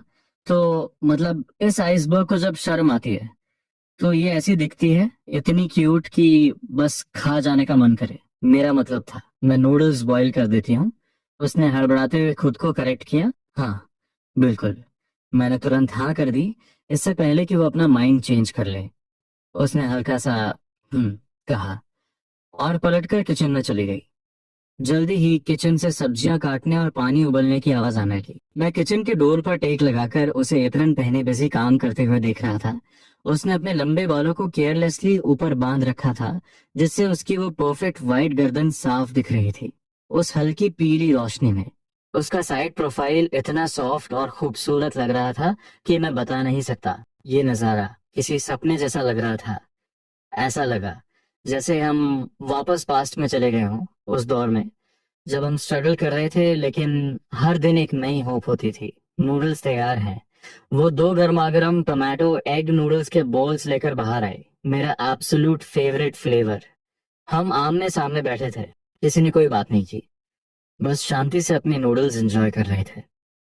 एक बोल बहुत जल्दी खाली हो गया। मैंने सूप का एक एक कतरा भी पी लिया था। मैं बर्तन धो देता हूँ, मैंने ऑफर किया। कोई जरूरत नहीं है, उसे वहीं छोड़ दो, उसने मुझे रोक दिया। और हमारे बीच फिर से सन्नाटा छा गया। मैं उसे देख रहा था, मेरे अंदर एक आवाज पागलों की तरह चीख रही थी, उसे बता दो, उसे कह दो कि तुम आज भी उससे प्यार करते हो, उसे कहो कि तुम वापस शादी करना चाहते हो। लेकिन शब्द मेरे होंठों तक आकर रुक गए, बाहर नहीं निकले। मुझे डर था, मुझे डर था कि बड़ी मुश्किल से नॉर्मल हुआ ये माहौल मेरी जल्दबाजी से फिर से फ्रीजिंग पॉइंट पर ना पहुंच जाए। मुझे डर था कि वो मुझे फिर से रिजेक्ट कर देगी। और आखिर में मैंने सबसे स्टूपिड लेकिन सबसे सेफ तरीका चुना।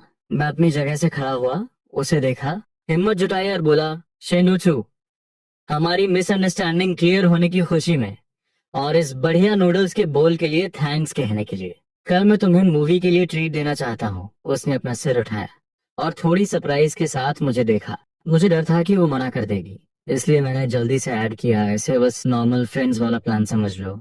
तुमने ही तो कहा था ना कि हम पीसफुल तरीके से अलग होंगे। अगर हम हस्बैंड वाइफ नहीं बन पाए तो दुश्मन बनने की भी क्या जरूरत है। मैंने अपनी इस डेट के लिए एक बिल्कुल परफेक्ट और लॉजिकल सा बहाना ढूंढ लिया था। वो मुझे देखती रही, बहुत देर तक चुप रही, इतनी देर तक कि मुझे लगा वो रिजेक्ट करने वाली है। मेरा दिल धीरे धीरे नीचे डूबने लगा था और जब मैं लगभग होप छोड़ ही चुका था, तब उसने धीरे से सिर हिलाया। ठीक है, सिर्फ एक वर्ड, लेकिन उस एक वर्ड ने मेरी दुनिया में झटके से बाहर ला दी। उसके सिर के ऊपर चमकने वाला स्टेटस चुपचाप चेंज हो गया। Shen Yochu affection level 100, deep love status excited. आखिरकार उसने मुझे इनवाइट किया। मैं वहीं खड़े खड़े 3 बार उछलने की फीलिंग को जबरदस्ती कंट्रोल कर रहा था। मैंने बाहर से खुद को काम रखा और बोला, तो फिर मैं कल तुम्हें पिक कर लूंगा। शेन यूचू को गुड बाय बोलकर मैं अपार्टमेंट बिल्डिंग से बाहर निकला। मुझे लग रहा था जैसे मैं हवा में उड़ रहा हूँ। रात की हवा चेहरे पर ठंडी लग रही थी, लेकिन मेरे अंदर एक आग सी जल रही थी। मैं कार में जाकर बैठा और एक्साइटमेंट में स्टीयरिंग व्हील पर जोर से मुक्का मारा। यस, पहला स्टेप सक्सेसफुल हो गया। ठीक उसी टाइम मेरा फोन वाइब्रेट हुआ। एक मैसेज आया था शन योचू का, कल मैं गैलेक्सी ऑफ लव देखना चाहती हूँ, इवनिंग 7 बजे का शो। मैं उस टेक्स्ट को देखकर सुन्न रह गया। गैलेक्सी ऑफ लव, ये वो मूवी थी जो हमने अपने डेटिंग टाइम में मिस कर दी थी। हमने साथ देखने का प्लान बनाया था, लेकिन कंपनी में अचानक काम आ जाने की वजह से मैंने प्लान कैंसिल कर दिया था। उस वक्त उसने कुछ नहीं कहा था, लेकिन मुझे पता था कि वो बहुत अपसेट हुई थी। मुझे यकीन नहीं हो रहा कि उसे आज भी ये याद है। तो मतलब हमारे बीच के वो सारे खूबसूरत मेमोरीज वो कभी नहीं भूली थी। मेरे चेहरे पर एक स्माइल आ गई, दिल से निकली हुई एक सच्ची स्माइल। अगले दिन मैंने इंटेंशनली थोड़ा पहले ऑफिस से छुट्टी ली, मॉल गया और एक नया आउटफिट खरीदा। मिरर के सामने खड़े होकर मैंने ऑकवर्डली अपना हेयर स्टाइल भी एडजस्ट किया। सुयन ने मुझे इस होली में देखा तो ताना मारने लगा, डायरेक्टरली किसी ब्लाइंड डेट पर जा रहे हो क्या? सूखे पेड़ पर फूल खिल रहे हैं, भाड़ में जा। मैंने हंसते हुए गाली दी, अपनी एक्स वाइफ के साथ डेट पर जा रहा हूँ। सुयान का मुंह खुला का खुला रह गया। क्या तुम दोनों वापस पैचअप कर रहे हो? बहुत जल्द, मैंने फुल कॉन्फिडेंस के साथ कहा। शाम 6:30 मैं परफेक्टली टाइम पर शनियोचो के घर के नीचे पहुंच गया। उसने भी एक कैजुअल ड्रेस पहनी हुई थी। ऑफिस वाली वो बॉसी वाइब कम लग रही थी और एक प्यारी सी डोमेस्टिक वाली वार्मथ ज्यादा लग रही थी। हम साथ साथ चल रहे थे, किसी ने कुछ नहीं कहा, लेकिन अब वो पहले वाली ऑकवर्डनेस भी नहीं थी। मूवी थिएटर में मैंने पॉपकॉर्न और कोक ले लिए थे। मूवी एक बहुत ही टिपिकल लव स्टोरी थी, लेकिन मैं उसे पूरे मजे से एंजॉय कर रहा था। मैं असल में मूवी देख ही नहीं रहा था, उस डिम लाइट में मैं बस उसे ही देख रहा था। उस डिम लाइट में उसका साइड प्रोफाइल इतना खूबसूरत लग रहा था कि धड़कन रुक जाए। मैं फील कर पा रहा था कि उसका फोकस भी स्क्रीन पर नहीं था। मूवी खत्म हुई तो लगभग 9 बज चुके थे। मैंने उसे घर तक ड्रॉप किया। बिल्डिंग के नीचे हमने एक दूसरे को गुड बाय कहा। वो आज बहुत मजा आया, मैंने कहा।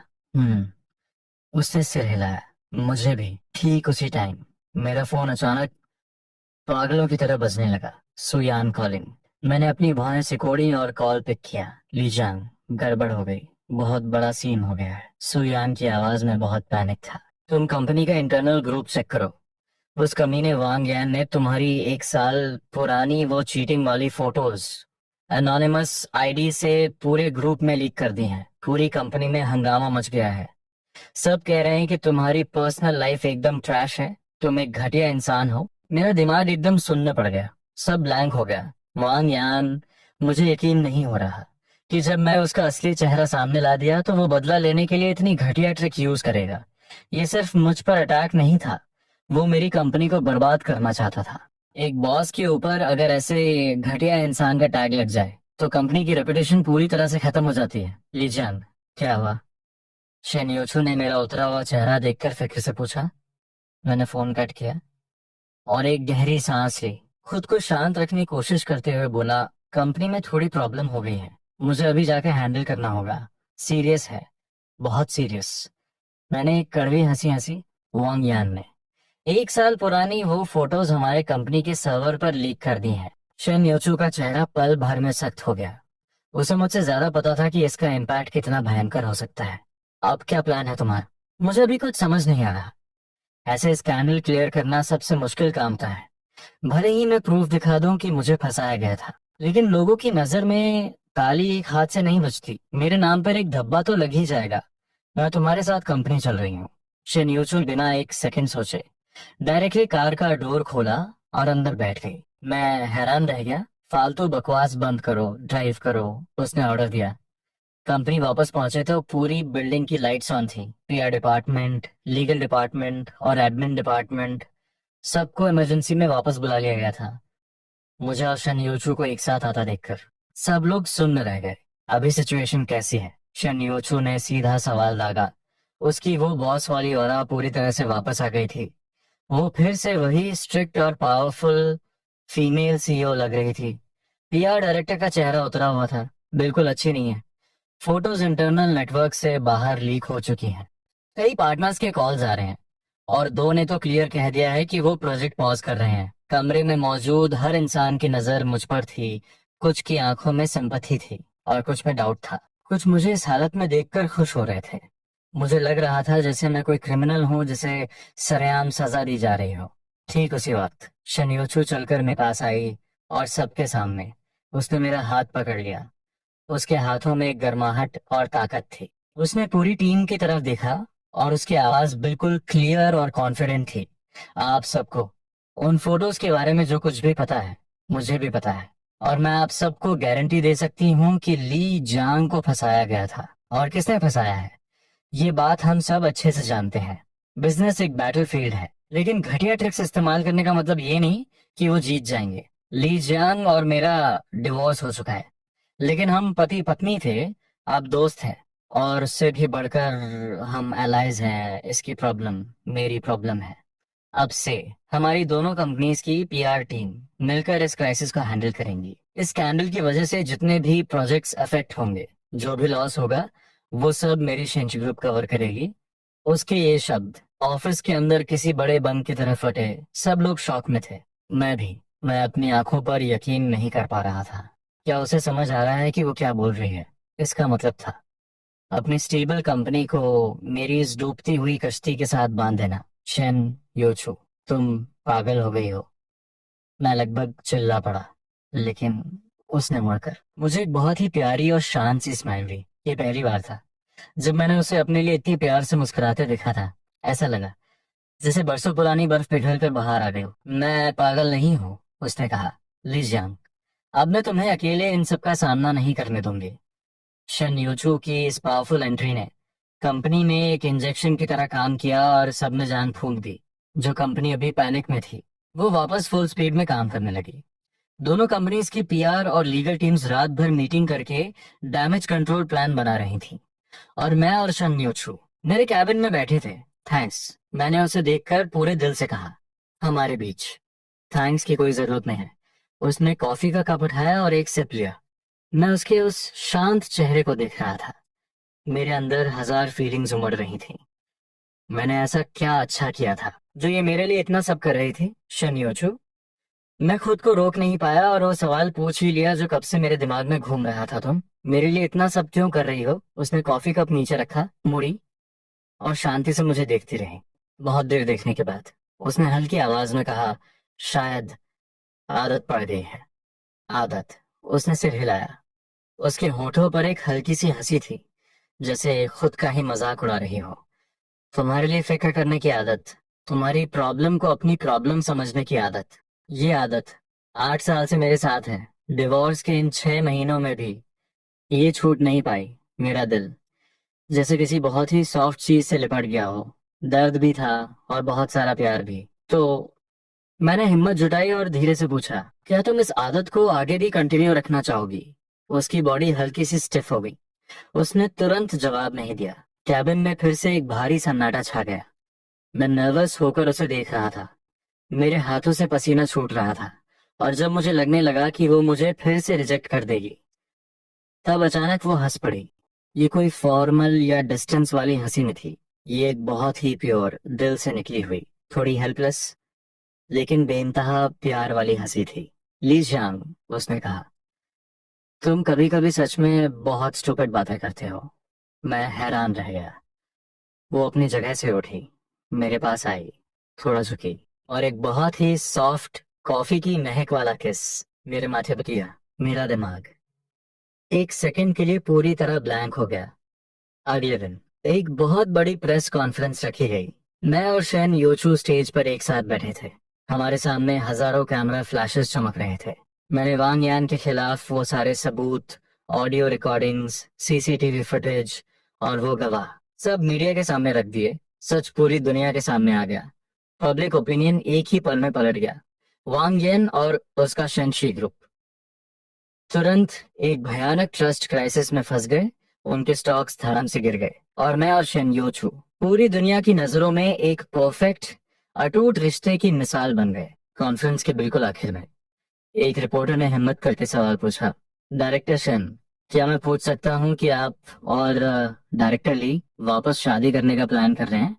पूरे हॉल का फोकस झटके से शन यूचू पर आ गया। मैं नर्वसली उसे देख रहा था। मेरा दिल ड्रम की तरह बज रहा था। उसने माइक उठाया, मेरी तरफ देखा और उसकी आंखों में बेशुमार प्यार था।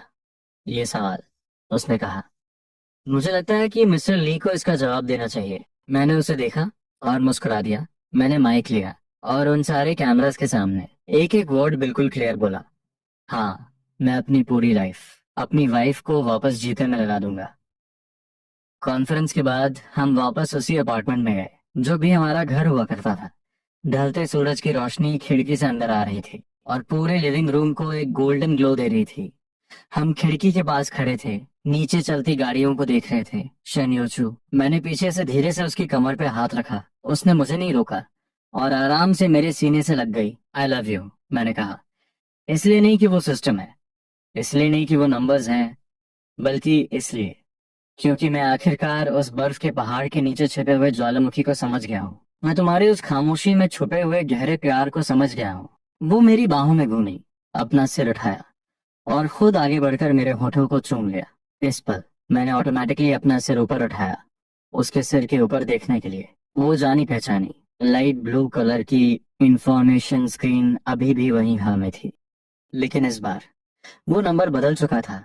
वो पहाड़ जैसा अटल 100 अब धड़क रहा था, चमक रहा था और फिर मेरे देखते ही देखते वो धीरे धीरे 101 में बदल गया।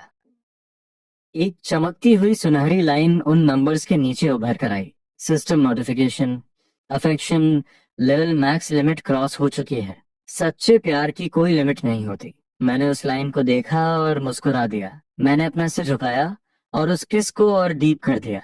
बाहर खिड़की से शहर की लाइट्स चमक रही थी। मेरी वाइफ लियो रुयान ने डिवोर्स के लिए मेरे मुंह पर एक कॉन्ट्रैक्ट मारा क्योंकि उसका फर्स्ट लव वापस आ रहा था। लेकिन उस ब्लैक कार को देखकर मैंने रिएक्ट नहीं किया। इसलिए नहीं कि पैसे कम थे, बल्कि इसलिए क्योंकि मैं एक नॉवेल के अंदर आ गया था। मैं उस कॉन्ट्रैक्ट मैरिज स्टोरी का एक लूजर हस्बैंड बन चुका था, ओरिजिनल स्टोरी के हिसाब से। मुझे रोते गिड़गिड़ाते हुए लियू रियान को छोड़ने से मना करना था।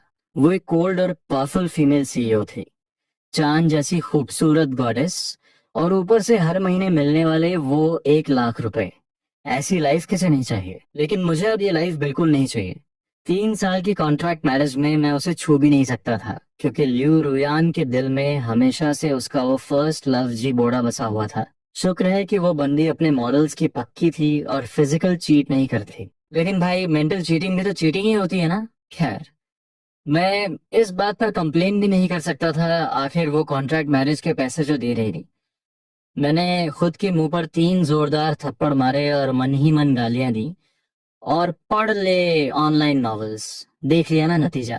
बन गया ना स्टोरी का लूजर। एक बेबस पति का सबसे बड़ा वेपन सिर्फ एक ही डायलॉग होता है, मैं अब तुमसे प्यार नहीं करता। कितनी शर्म की बात है, ये तो एक प्योर लूजर वाली स्टोरी थी। यहाँ तक कि कोई रिवेंज या रिग्रेट वाला प्लॉट भी नहीं था। क्योंकि लियू रुयान कभी क्योंकि लियू रुयान की डिक्शनरी में रिग्रेट नाम का कोई वर्ड ही नहीं था। अगर उसे पछतावा होता भी, तब भी वो अपनी जिद पर अड़ी रहती। वो रोते हुए माफी मांगने वालों में से नहीं थी। घंटा, लियू रुयान कभी किसी के पीछे नहीं भागती। हाँ, खुद पर तरस खाना बंद करो गु चेंशन। इससे अच्छा तो तुम मेरे साथ माइंड गेम्स खेल लेते। लियू रुयान के उन ठंडे और चुभने वाले तानों ने मुझे होश में ला दिया। डिवोर्स एग्रीमेंट ही तो है ना, मैं साइन करूंगा। आज तो चाहे दुनिया इधर की उधर हो जाए, मैं ये साइन करके ही रहूंगा। डायरेक्टर लियो, मैं एग्रीमेंट पर साइन कर सकता हूँ, लेकिन तुम्हें मेरी एक कंडीशन माननी होगी। लियो रुयान ने एक बहुत ही घमंडी स्माइल दी, अपना नाइट गाउन उतारा और बोली, मेरे साथ एक रात बिताना चाहते हो? तुम्हारी औकात नहीं है। ये कहते हुए उसने वो कोट सीधे मेरे मुंह पर फेंक कर मारा और एक मीठी सी नशीली खुशबू मेरे चेहरे से टकराई। मैं कसम खाकर कहता हूँ, उस पल मेरे अंदर का मर्द बुरी तरह जाग चुका था। लियो रुयान ओ लियो रुयान, एक लड़का और एक लड़की आधी रात को अकेले हैं, और तुम मुझे सिड्यूस करने की हिम्मत कर रहे हो। लेकिन मुझे खुद को काम करना था। मैं सच में इतना भी हिम्मत वाला नहीं था। माना कि नॉवेल्स में ये फीमेल सीईओज प्यार में पागल और बेवकूफ होती हैं, लेकिन ये अब एक रियल वर्ल्ड था। भले ही एक किताब की दुनिया थी, पर यहाँ के रूल स्ट्रिक्ट थे। अगर लियो रुयान ने एक चीख भी मार दी ना, तो गार्ड्स तुरंत अंदर घुस आएंगे। ये कोई फालतू सी स्टोरी नहीं थी। मैंने उसका वो कोट जमीन पर फेंका और उसे अपने पैरों तले कुचल दिया, जैसे मैं उस घमंडी सीईओ की इज्जत को कुचल रहा हूँ। लियू रियान ने एक बहुत ही डिस्गस्टेड सा मुंह बनाया और बोली, साइन करो। मेरे वॉशरूम जाने का टाइम वेस्ट मत करो। देख रहे हो, बाहर से एकदम अनटचेबल लगने वाली फीमेल सीईओ घर में मेरे सामने इतनी गंदी तरह से बात करती थी। मैं उसका कॉन्ट्रैक्ट हस्बैंड था, या कह लो उसका कुत्ता था।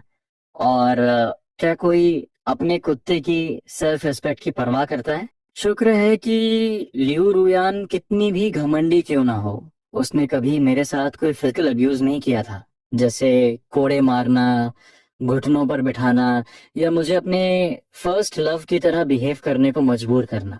उसकी बेसिक क्लास और मैनर्स फिर भी मौजूद थे। 3 साल साथ रहते हुए वो घर में मुझे पूरी तरह कंट्रोल करने लगी थी। जैसे उसके इनर वेयर्स धोना, उसे मसाज देना, उसे नहलाना।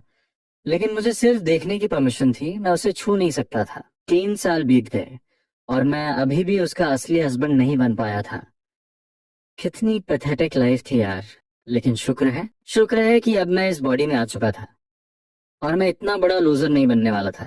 मैंने पेन उठाया। अग्रीमेंट की डिटेल्स मुझे पहले से ही याद थी। 100 मिलियन कैश, एक बड़ा सा विला, 2 लग्जरी कार्स और 2 कमर्शियल प्रॉपर्टीज। इस बॉडी के ओरिजिनल ओनर को लगता था कि वो लियू रुयान से प्यार करता है, इसलिए वो साइन नहीं कर रहा था। लेकिन मुझे तो उससे कोई प्यार नहीं था, और कॉम्पनसेशन भी इतना तगड़ा मिल रहा था। मैं तो मरते दम तक साइन करने को तैयार था। बुक एंड शन। मैंने जल्दी से अपने वो 3 कैरेक्टर लिखे और अपना फिंगरप्रिंट लगा दिया। परफेक्ट। लियू रुयान ने एक हल्की सी स्माइल दी। उसकी आंखों में एक अजीब सी चमक थी। गु चैन शान, तुम बुरे नहीं हो। बताओ क्या कंडीशन है तुम्हारी? बस मेरी बॉडी को छोड़कर। ली रुयान अभी भी अनटच थी। उसकी फैमिली बैकग्राउंड और कैरेक्टर ने उसे प्यार के मामले में अपने प्रिंसिपल्स पर टिके रहना सिखाया था, और मैं उसके उसी सो कॉल्ड प्यार के प्रिंसिपल्स को तोड़ने वाला था। साइन हो गए थे, डिवोर्स फाइनल था। अब मुझे उसके सामने गिड़गिड़ाने की कोई जरूरत नहीं थी। मैंने अपना फोन निकाला। मैं तुम्हें एक गिफ्ट देना चाहता हूँ। तुम्हें बस मेरे साथ बैठकर उसे पूरा देखना होगा। लिu रियान किसी पुराने जमाने के राजा की तरह थी। एक बार जो कह दिया सो कह दिया। वो अपनी बात की पक्की थी। उसने सिर हिलाया। तुम्हारे पास 10 मिनट है। मैंने अपने फोन से लिu रियान के असिस्टेंट को कॉल लगाया। असिस्टेंट लिu, डायरेक्टर लियो ने कहा है कि तुम मुझे क्लीनर्स का नंबर सेंड करो। तुम्हारे पास 1 मिनट है। लियो रुयान का चेहरा अचानक बहुत सीरियस हो गया। तुम क्या करना चाहते हो? ये क्लीनर्स असल में इन अमीर लोगों के पाले हुए कुत्ते होते थे, जो उनके लिए लॉ के बाहर जाकर गंदे काम निपटाते थे। अगर मैं लियो रुयान के साथ कोई जबरदस्ती करने की कोशिश करता तो मेरा अंजाम यही क्लीनर्स तय करते। मुझे जिंदा नुचकर खा जाते। मैंने कोई जवाब नहीं दिया, बस शांति से फोन कॉल का इंतजार करने लगा। जल्दी ही मेरे फोन पर एक नंबर आ गया। उसी वक्त लियो रुयान का फोन भी बजा। वो असिस्टेंट डू का कॉल था। उसने कॉल उठाया और बस इतना कहा, मुझे पता है वो नंबर इसी शहर हाईचंद का था। मैंने उसे डायल किया और स्पीकर ऑन कर दिया। सामने वाले को शायद पहले से ही पता था कि मैं कौन हूँ। यंग मास्टर को ऑर्डर दीजिए। मुझे इस बात से कोई हैरानी नहीं हुई। आखिर ऑफिशियली मैं अभी भी लियो रुयान का हस्बैंड था। 10 मिलियन। मुझे जिबोड़ा की फॉरेन कंट्री वाली सारी डिटेल्स चाहिए, स्पेसिफिकली उसके उस ब्लैक बॉडीगार्ड की। सामने वाला इंसान कुछ सेकंड्स के लिए हिचकिचाया। डायरेक्टर लियो साथ में है क्या? लियो रुयान ने बहुत ही ठंडी आवाज में कहा, 20 मिलियन। जो ये कह रहा है वो करो। 10 मिनट में काम हो जाना चाहिए, कहकर कॉल कट हो गया। लियो रुयान ने मुझे ताम मारते हुए कहा, आगे से तुम्हारे पास इस नंबर पर कॉल करने की कोई अथॉरिटी नहीं होगी। तुम्हें क्या लगता है मैंने जिबोड़ा के बारे में डिटेल्स नहीं निकलवाई थी? वो यूएस में दिन रात एक करके पढ़ाई कर रहा है। कोलंबिया यूनिवर्सिटी से अपनी मास्टर्स डिग्री ली है। सिलिकॉन वैली का सबसे मशहूर इन्वेस्टर है। और सबसे इम्पोर्टेंट बात, पिछले 3 सालों में मेरी ही तरह वो भी अनटच्ड और प्योर रहा है। लियो रुयान के मुंह से अनटच्ड और प्योर जैसे वर्ड्स सुनकर मुझसे अब और कंट्रोल नहीं हुआ और मैं जोर जोर से हंसने लगा। पहली बात तो ये, मैं रोज उसे नहलाता था। मैंने उसे पूरी तरह देख रखा था। और दूसरी बात, वो जी बोड़ा क्या सच में इतना शरीफ था? दूसरों को नहीं पता होगा, लेकिन मुझे तो पता है ना। मैं इस कहानी को पढ़ चुका हूँ। 10 मिनट बहुत जल्दी बीतने वाले थे। लीरोयन, बस थोड़ी देर वेट करो और फिर तमाशा देखना। इतना कहकर मैं तेजी से वॉशरूम की तरफ भागा और वो टब उठा लाया जिसमें मैं रोज उसके पैरों की मसाज करता था। ये क्या है? मेरे पैरों के लिए पानी क्यों नहीं भरा इसमें? मैंने अपनी आंखें घुमाई। भाड़ में जा, हमारा डिवोर्स हो चुका है। अब तो कुत्ता ही तुम्हारे पैर धोएगा। मैं तो ये टब इसलिए लाया हूँ क्योंकि मुझे डर है तुम अभी उल्टी करने वाली हो। यू रुयान को बात समझ आ गई। उसने एक कोल्ड सी हंसी दी और बोली, 1 मिलियन, ये आखिरी बार है। मैं खुशी खुशी राजी हो गया।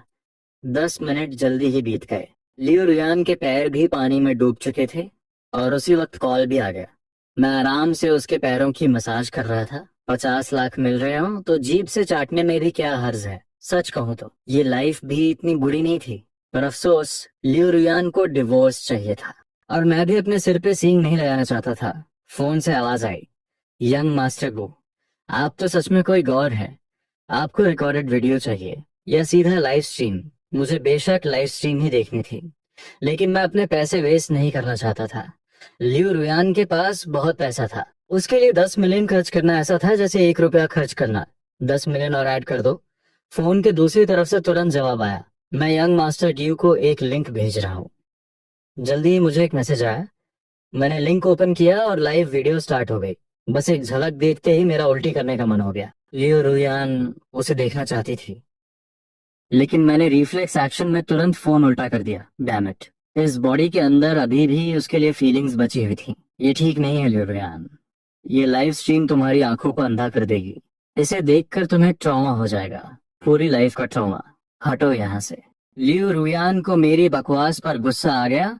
उसने झटके से मेरा फोन छीन लिया और स्क्रीन पर चल रही लाइव स्ट्रीम देखते ही वो एकदम सुन्न पड़ गई। यूएस में अभी दिन का टाइम था। एक थोड़े अंधेरे कमरे में एक बड़े से बेड पर एक बहुत ही गोरा और एक एकदम काला शरीर एक दूसरे के साथ बिल्कुल चिपके हुए थे। क्योंकि वो लाइव वीडियो छुपकर बनाई जा रही थी, ऐसा लग रहा था जैसे कैमरा खिड़की के बाहर से अंदर झांक रहा हो। शीशे की वजह से वीडियो थोड़ी ब्लरी थी, लेकिन जो इंसान उस गोरे शरीर को अच्छे से जानता था वो उसे तुरंत पहचान सकता था। लियू रुयान अपने फर्स्ट लव को कैसे नहीं पहचानती। उसने एक ही नजर में उसे पहचान लिया था। लेकिन वो फोन को इतनी जोर से पकड़े हुए थी कि मुझे फोन के क्रैक होने की आवाजें आ रही थी। ऐसा लग रहा था जैसे फोन अभी ब्लास्ट हो जाएगा। लेकिन वो अभी भी उसे क्यों देख रही थी, लगातार देखे जा रही थी। क्या उसे भी ये सब देखना पसंद था? व्हाट द हेल, ये तो बहुत ही साइकोपैथ निकली। मैं डर के मारे तुरंत उस शहर हाइचिंग से भागना चाहता था। लेकिन जाने से पहले मुझे अपना सारा गुस्सा और ताने तो पूरे करने ही थे। हाँ हाँ, लियू रुआन, यही है तुम्हारा प्यार, ये है तुम्हारा महान प्यार, अनटच्ड और प्योर। हाँ हाँ हाँ, तुमने सिर्फ उसके आसपास की लड़कियों की इन्वेस्टिगेशन करवाई, कभी लड़कों का बैकग्राउंड चेक क्यों नहीं करवाया? लियू रुआन, तुम्हारे फर्स्ट लव की कोई गर्लफ्रेंड नहीं है, लेकिन उसका एक काला बॉयफ्रेंड जरूर है। क्या शौक लगा, मजा आया। अफसोस कि मैं 3 मिनट तक उसे ताने मारता रहा, लेकिन उसने कोई रिएक्शन नहीं दिया। वो बिल्कुल किसी बुत की तरह खड़ी थी। जब लियो रुयन के होश वापस आए, तब उसने बहुत ही फटी हुई आवाज में बोला। उसकी आवाज ऐसी लग रही थी जैसे किसी ट्रक ने उसे कुचल दिया हो। वो चैनशन, मेरी हेल्प करो। तब जाकर मुझे समझ आया, वो डर के मारे पूरी तरह सुन्न पड़ चुकी थी। वो इतनी डर गई थी कि उसकी बॉडी उसकी कंट्रोल में ही नहीं थी। मैं हंसना चाहता था, लेकिन मेरी हिम्मत नहीं हुई। मैंने जोर लगाकर उसके हाथों से फोन छुड़ाने की कोशिश की। वो इतनी टेंस थी कि उसकी नर्व्स और मसल्स पूरी तरह से अकड़ गई थीं। मैंने काफी देर तक उसके हाथों को रब किया, तब जाकर फोन बाहर निकला। मैंने लाइव स्ट्रीम बंद की, लेकिन साथ ही एक स्क्रीन रिकॉर्डिंग सेव कर ली। फिर उसे तुरंत अपने क्लाउड अकाउंट पर अपलोड करके अपनी फेक आईडी पर भेज दिया और सारी हिस्ट्री क्लियर कर दी। उसके बाद मैंने लियो रुयान को बेड पर लटाया और उसकी बॉडी को मसाज देकर रिलैक्स करने लगा। शायद ये आखिरी बार था जब मैं इस खूबसूरत और महकते हुए शरीर को छू रहा था। कितनी अफसोस की बात है, अभी जो लाइव स्ट्रीम उसने देखी थी, शायद उसका ट्रॉमा लियो रुयान के लिए बहुत भयंकर होने वाला था। हो सकता है इसके बाद वो लड़कों से नफरत करने लगे, या फिर पूरी जिंदगी किसी सन्यासी की तरह अकेले बिता दे। लेकिन मुझे कोई पछतावा नहीं था। लियो रुयान ने मेरे प्यार का मजाक उड़ाया था, तो मुझे भी उसके प्यार को पूरी तरह से तबाह करना था। हाँ, अब हिसाब बराबर था, कोई किसी का कर्जदार नहीं था। लियो रुयान की बॉडी जैसे ही थोड़ी नॉर्मल हुई, वो झटके से उठी और उसने सीधा मेरे ऊपर ही उल्टी कर दी। मुझे रिएक्ट करने का टाइम भी नहीं मिला। सिर से लेकर पैरों तक निशाना एकदम सटीक था। लियो रुयान, मैं उस बंदी को बस शॉक में देख रहा था। वो रो रही थी। वो लियो रुयान थी, वो घमंडी और अनटचेबल लियो रुयान। इतनी कम उम्र में लाखों एम्प्लॉयज को कंट्रोल करने वाली वो कोल्ड हार्टेड फीमेल सीईओ आज रो रही थी। मैं बिल्कुल चुप हो गया। मैंने शांति से सब साफ करना शुरू किया। गर्म पानी ऑन किया, उसके कपड़े उतारे और उसे उठाकर बाथटब में बिठा दिया। जब वो नहा रही थी, मैंने उसी के सामने शावर ऑन किया और नहाने लगा। ये पहली बार था जब मैं उसके सामने पूरी तरह से नेकेड था। मुझे लगा था कि लड़कों की बॉडी देखकर वो फिर से उल्टी कर देगी, लेकिन वो तो बस एकदम ब्लैंक होकर मुझे घूर रही थी। उसकी आंखों में कोई इमोशन नहीं था। वो बस मुझे नहाते हुए और मेरी बॉडी को स्कैन करते हुए देख रही थी। मैंने नहाकर नए कपड़े पहने, जल्दी से पूरा कमरा साफ किया और फिर लियो रोयान को नहलाया। मुझे ये सब करने की आदत हो चुकी थी। ये फीमेल सीईओ अक्सर बिजनेस पार्टीज में बहुत ज्यादा पी लेती थी और घर आकर उल्टी करती थी। मैंने उसकी ये सबसे पैथेटिक हालत बहुत बार देखी थी। मैं ये सब देख चुका था और मुझे इसकी पूरी आदत थी। बस एक बात थी, उन बाकी कॉन्ट्रैक्ट हस्बैंड से मेरी सिचुएशन थोड़ी बेटर थी, जिन्हें 3 साल में हाथ लगाने तक का मौका नहीं मिला। लेकिन सच कहूं तो, भले ही लड़की कितनी भी खूबसूरत क्यों ना हो, उसकी उल्टी की बदबू और गंदगी इतनी खराब होती है कि आप खुद सोचो, इस सिचुएशन में किसका गंदे काम करने का मन करेगा। लिरुयान को साफ करने के बाद उसने 3 बार और उल्टी की, यहाँ तक कि उसके पेट का पीला पानी भी बाहर आ गया। शायद उसे फिर से जी बूढ़ा का ख्याल आ गया था। मैंने उसे पूरी तरह साफ किया। तब तक वो सो चुकी थी। मैंने उसे उठाकर उसके मास्टर बेडरूम में सुला दिया और उसे एक गहरी नजर से देखा। शायद ये हमारी आखिरी मुलाकात थी। मैंने कुछ नहीं कहा, कोई गुड बाय नहीं। मैं बस किसी हवा के झोंके की तरह वहां से निकल गया। अपने कमरे से मैंने 2 बड़े सूटकेसेस निकाले। ये वो सारा सामान था जो मैंने पिछले 3 सालों में यहाँ कमाया था। वो सब लियू रुयान के दिए हुए गिफ्ट्स थे। Designer suits, branded watches, cufflinks, leather shoes, सब कुछ। जहां तक पैसे और प्रॉपर्टीज की बात थी, लियू रुयान कभी अपने वादे से पीछे नहीं हटती। मुझे यकीन था कि कल असिस्टेंट डू मुझे खुद कांटेक्ट करेगा, यहाँ से 20 किलोमीटर दूर। मैंने एक छोटा सा 3 BH के अपार्टमेंट लिया था, जो मैंने पिछले 3 सालों की सेविंग से खरीदा था। लियो रुयान को इसके बारे में पता था, लेकिन मुझे ये भी पता था कि वो अपने घमंड में कभी मेरे दरवाजे पर नहीं आएगी। वैसे नॉर्मली देखा जाए तो मुझे पैसे लेकर कहीं बहुत दूर भाग जाना चाहिए था, लेकिन फिर मैंने सोचा, इतने सारे पैसे लेकर किसी अनजान शहर में जाना ऐसा है जैसे भेड़ियों के सामने खुद को परोस देना। इससे अच्छा तो यही है कि मैं हाईचेंग में ही रहूं, लियू रुयान के नाम का थोड़ा बहुत खौफ यूज करूं और आराम से अपनी लाइफ एंजॉय करूं। और कुछ सालों बाद जब लियू ग्रुप बर्बाद हो जाएगा, तब हम आराम से भाग जाएंगे। एक बहुत ही सुकून भरी नींद के बाद जब मेरी आंख खुली तो सुबह के 10 बज चुके थे। लियू रुयान की गुलामी ना करने के दिन सच में बहुत सुकून वाले थे। मैंने अपना फोन ऑन किया। डजन्स ऑफ मिस्ड कॉल्स थे और मैसेजेस भी थे, लियू रियान की बेस्ट फ्रेंड बाय निंगबिंग के। लेकिन लियू रियान ने मुझे एक कॉल नहीं किया था। सच में वो बिल्कुल हार्टलेस थी। ऑनलाइन नॉवेल्स में जो भी लिखा होता है ना कि फीमेल CEO पछताती है और पति को वापस पाने के लिए रोती है, वो सब बकवास है। लियू रियान जैसी घमंडी औरत मर जाएगी लेकिन कभी हार नहीं मानेगी। मैं भी झुकने वाला नहीं था, इसलिए मैंने वापस फोन स्विच ऑफ कर दिया। 30 दिन का वेट करूंगा और सीधा डिवोर्स सर्टिफिकेट ले जाऊंगा। लेकिन किस्मत को कुछ और ही मंजूर था।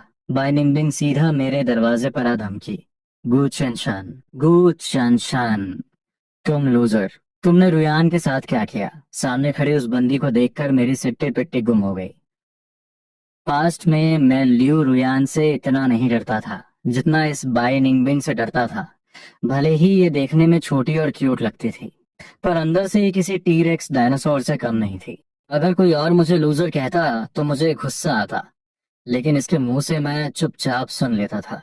शादी के 1 साल बाद बाई निंगबिंग ने जानबूझकर लियू रुयान को बहुत ज्यादा शराब पिलाई और उसे मेरे बेड पर फेंक दिया था। और मैंने क्या किया? मैं उस खूबसूरत लड़की को बस गले लगाकर सो गया। सच में मैंने उसके अलावा कुछ नहीं किया। उस दिन के बाद से बाई निनिंग ने तय कर लिया था कि मैं सच में एक सबसे बड़ा लूजर हूँ, और उसने कभी मुझे और लियो रुयान को करीब लाने की कोशिश नहीं की। गू चैनशन, तुमने रुयान के साथ क्या किया? वो जी बूढ़ा का कॉल उठाते ही उल्टी क्यों कर रही है?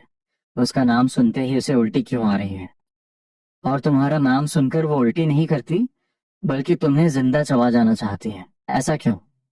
उसके इन 3 सवालों का मेरे पास कोई जवाब नहीं था। बाय निंगबिंग, सच में मैंने आज तक इससे ज्यादा लॉयल बेस्ट फ्रेंड नहीं देखी थी। वो सच में लियू रुयान की परवाह करती थी। दुनिया भर की सारी बेस्ट फ्रेंड्स मिला लो तो भी वो इसके जैसी नहीं बन सकती। बाद में जब लियू रुयान बैंकरप्ट हो गई थी, तो इसी के सपोर्ट से वो वापस खड़ी हो पाई थी। ये दोनों ऐसी फ्रेंड्स थीं जो पूरी लाइफ साथ रह सकती थीं। लेकिन अगर मैंने वो वीडियो इसे दिखा दी और सच बता दिया, तो क्या बाय निंगबिंग को लियो रुयान से घिन आने लगेगी? क्या उसे लगेगा कि वो भी इस गंदगी का हिस्सा बन गई है? सच में जी बोड़ा ने जो किया था वो बर्दाश्त के बाहर था। बोलता क्या नहीं? अगर अब तो नहीं बोला ना, तो मैं तेरे हाथ पैर तोड़ दूंगी। जब मैंने देखा कि बाय निंगबिंग सच में मारने वाली है, मैंने तुरंत अपने हाथ ऊपर कर लिए। लेकिन बाय निंगबिंग का वो पंचिंग बैग जैसा मुक्का मेरे ऊपर आ ही गया। ऐसा लगा जैसे किसी ने बर्फ का बड़ा सा गोला मार दिया हो। दर्द हुआ 5 मिनट तक कुटाई खाने के बाद। कांपते हुए बाई निंगबिंग ने एक कार्ड मेरी तरफ फेंका। 1 मिलियन। अभी 9 बार और मारूंगी। एक बार मारने के 1 लाख। बिल्कुल फेयर डील है। अब बता, तूने क्या किया? क्या तूने उसके मुंह में कुछ गंदा कर दिया है या कोई और घटिया हरकत की है? मैंने थोड़ा सोचा और सच बताने का फैसला किया। मैं अब इन अमीर बिगड़े हुए लोगों से कोई रिलेशन नहीं रखना चाहता था।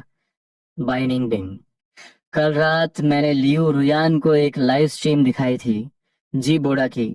उसे देखने के बाद वो उल्टी करने लगी। बहुत बार उल्टी की उसने। ये बोलते हुए मेरी नजर अपने शोकेस में रखे 2 एक्शन फिगर्स पर पड़ी। मैंने उन्हें उठाया और बाई निंगबिंग के सामने बिल्कुल वही पोज बनाकर दिखाया, एक के पीछे एक, बिल्कुल एक दूसरे से चिपके हुए, एक गोरा और एक काला। तुम समझ गए ना?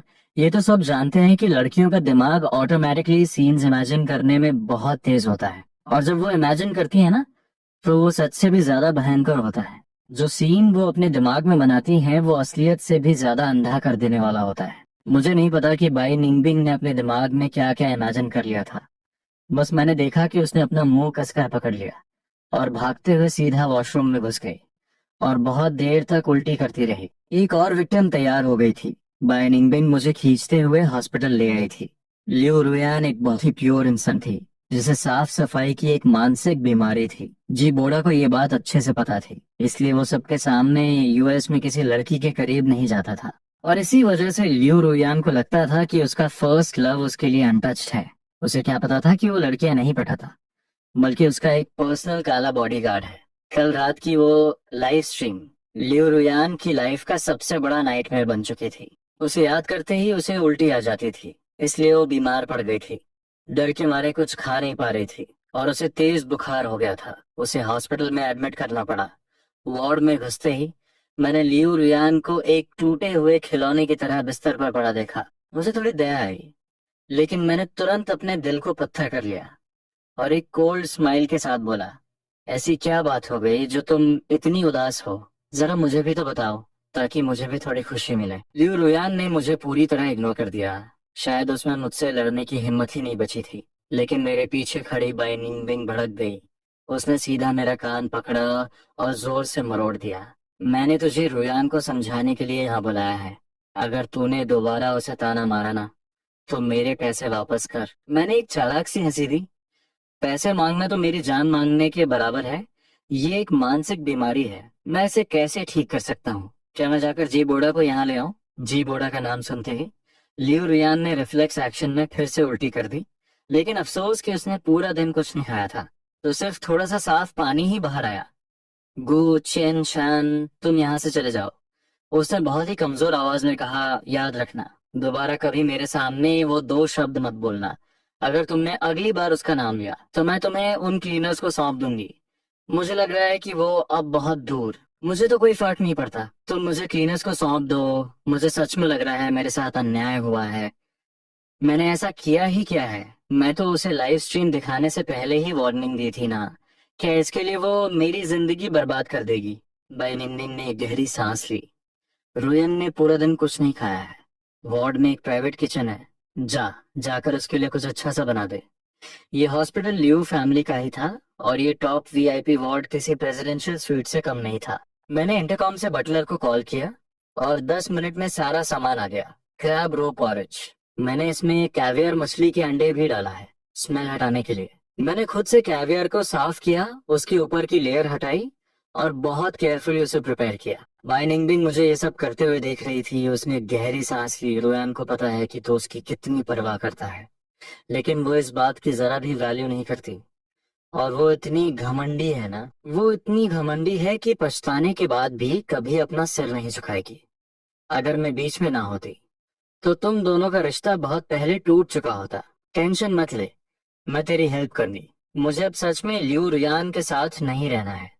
सबसे बड़ी प्रॉब्लम है हमारे स्टेटस का डिफरेंस। ये डिफरेंस मुझे हमेशा इनसिक्योर फील कराता है। मुझे हमारी शादी में कोई सेफ्टी फील नहीं होती।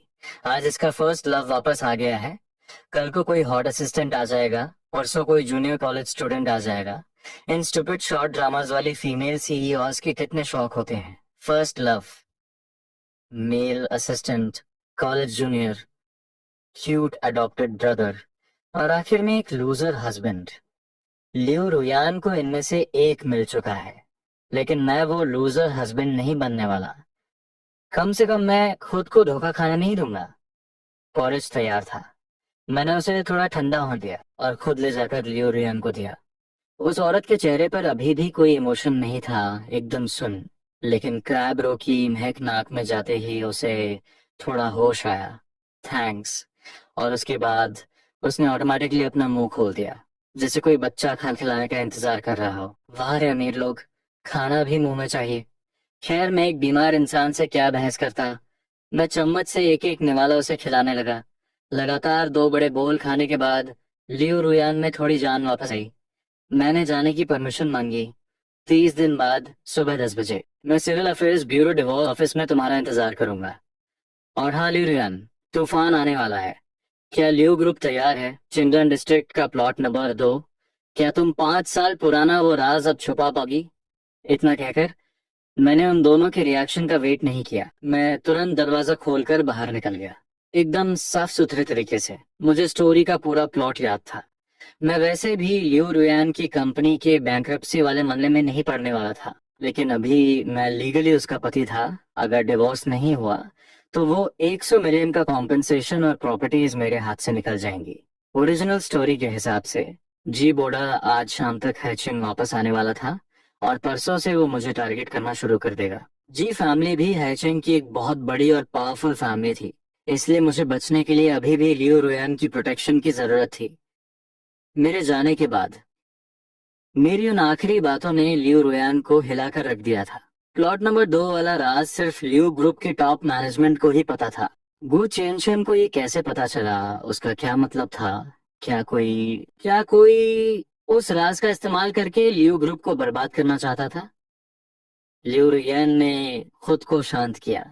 लियो ग्रुप को बर्बाद करने के लिए सिर्फ एक राज काफी नहीं है।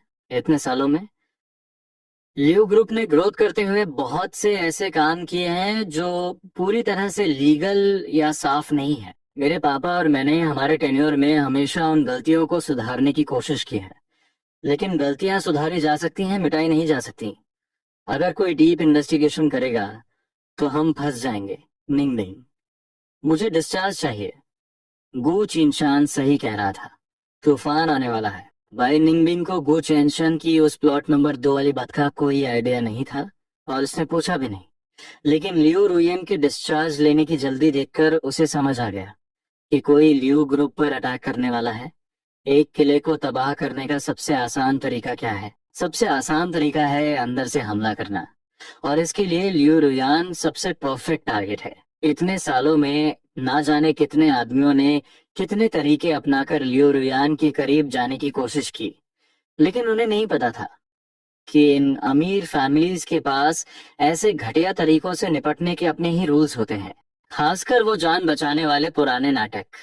अमीर लोग इन चीजों को लेकर सबसे ज्यादा केयरफुल होते हैं।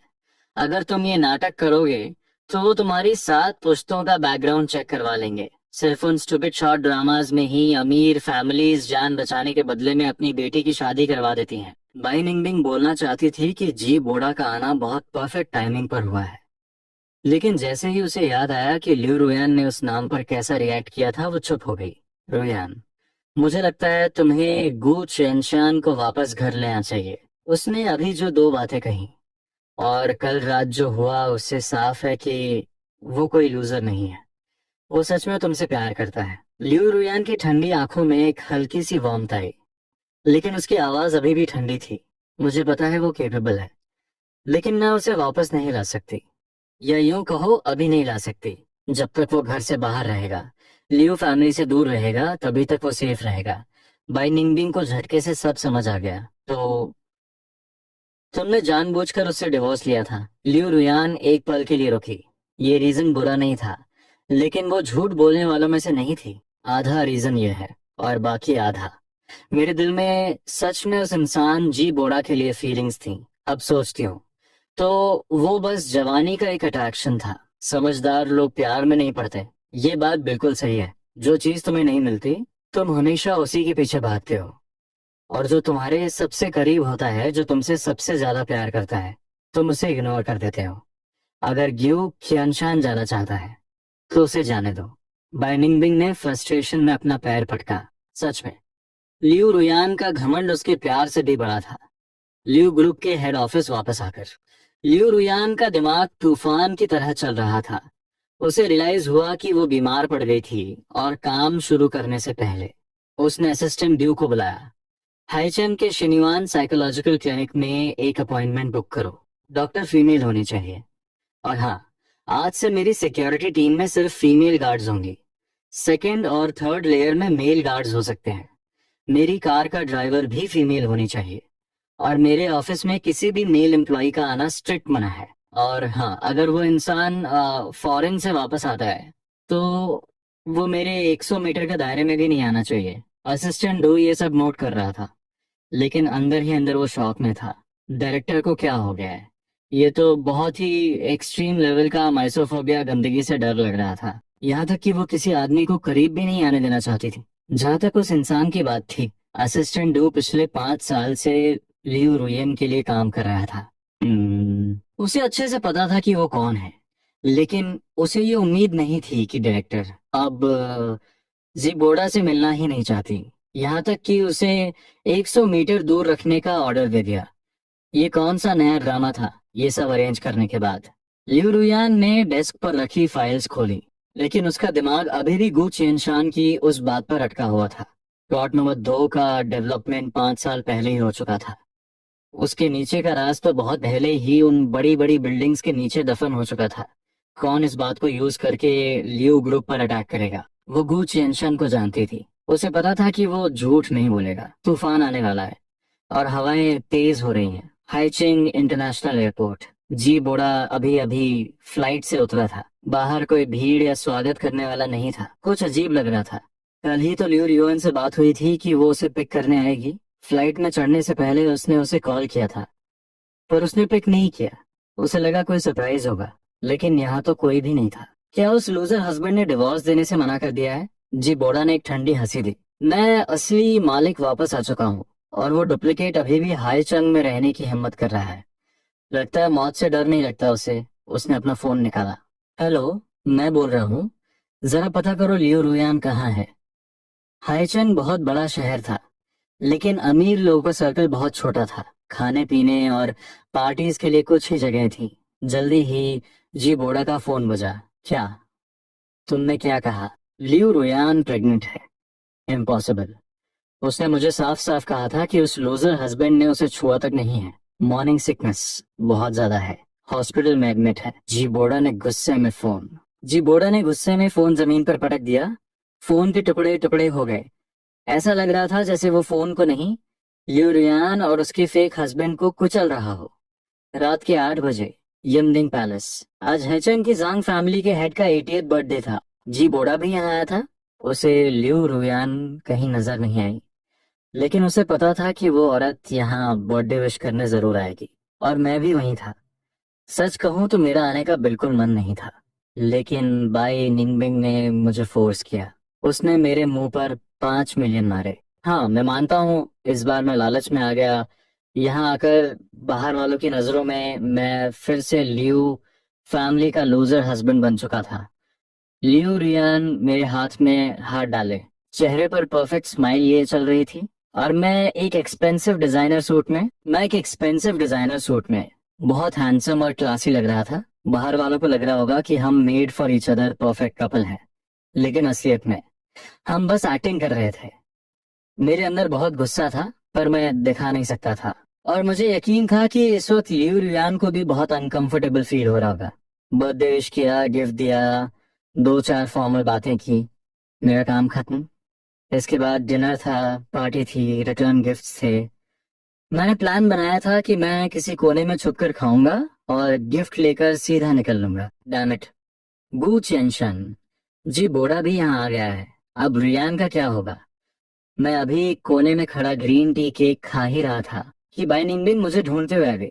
उसे डर था कि जी बोड़ा को देखते ही लियो रियान फिर से उल्टी ना कर दे। मैंने अपने हाथ फैलाए। छुपते रहना कोई सोल्यूशन नहीं है। उल्टी करते करते आदत हो जाएगी। बाय निंगबिंग ने मुझे घूर कर देखा और खींचते हुए लियू रुयान की तरफ ले गई। डायरेक्टर लियू सच में डायरेक्टर लियू है। वो कुछ फीमेल सीईओज के साथ हंसते मुस्कुराते बात कर रही थी, और बातों बातों में उसने 100 मिलियन का कॉन्ट्रैक्ट फाइनल भी कर लिया। ये देखकर मुझे सिर्फ जलन हो रही थी।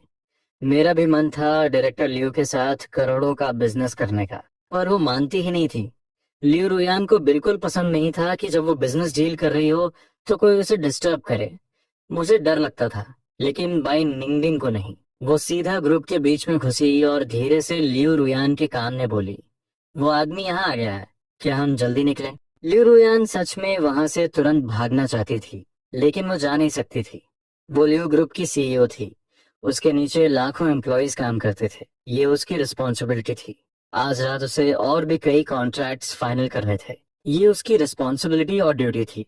तुम गू कियानशन को मेरे आसपास ही रखना। अगर मुझे उल्टी आई तो मैं उसी के ऊपर करूंगी। बाय निंगबिंग। क्या ये कोई इंसान वाली बात है? लियू रुयान ने एक मिस्टीरियस सी स्माइल दी। तुम्हें नहीं पता। उसकी पसंद बहुत अजीब है। ये लो 1 मिलियन का चेक। अब वो गुस्सा नहीं करेगा। तुम्हें कुछ नहीं पता। उसकी पसंद बहुत अजीब है। ये 1 मिलियन का चेक। अब वो बिल्कुल गुस्सा नहीं करेगा। बैनिंग बिन।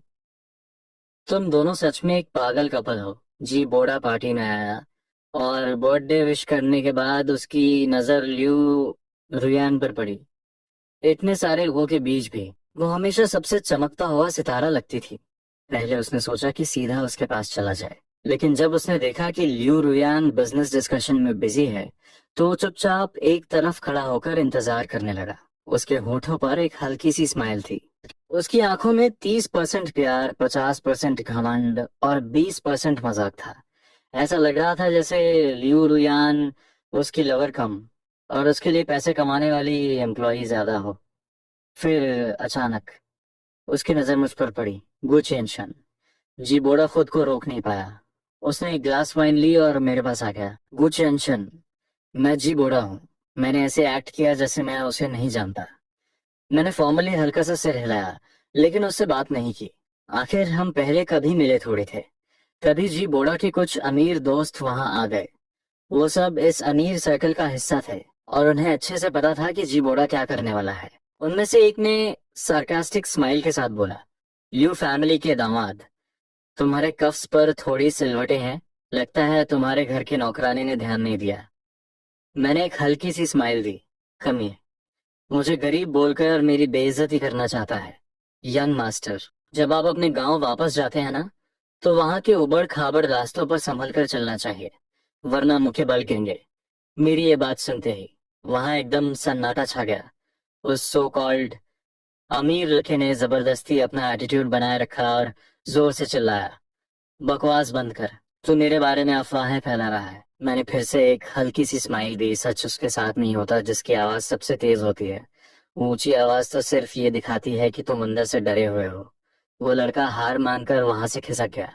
अगर ये बात यहाँ से बाहर फैल जाती, तो उसकी सिर्फ रेपुटेशन ही खराब नहीं होती, बल्कि बहुत कुछ बर्बाद हो जाता। बाकी लड़कों ने सिचुएशन देखी और वही उस लड़के के पीछे पीछे निकल लिए। जी बोड़ा के बारे में तो भूल ही गए। जाते वक्त उसे बाय भी नहीं बोला। जी बोड़ा गुस्से से पागल हो रहा था। उसे यकीन नहीं हो रहा था कि मेरी सिर्फ एक बात ने उसके दोस्तों को डरा कर भगा दिया।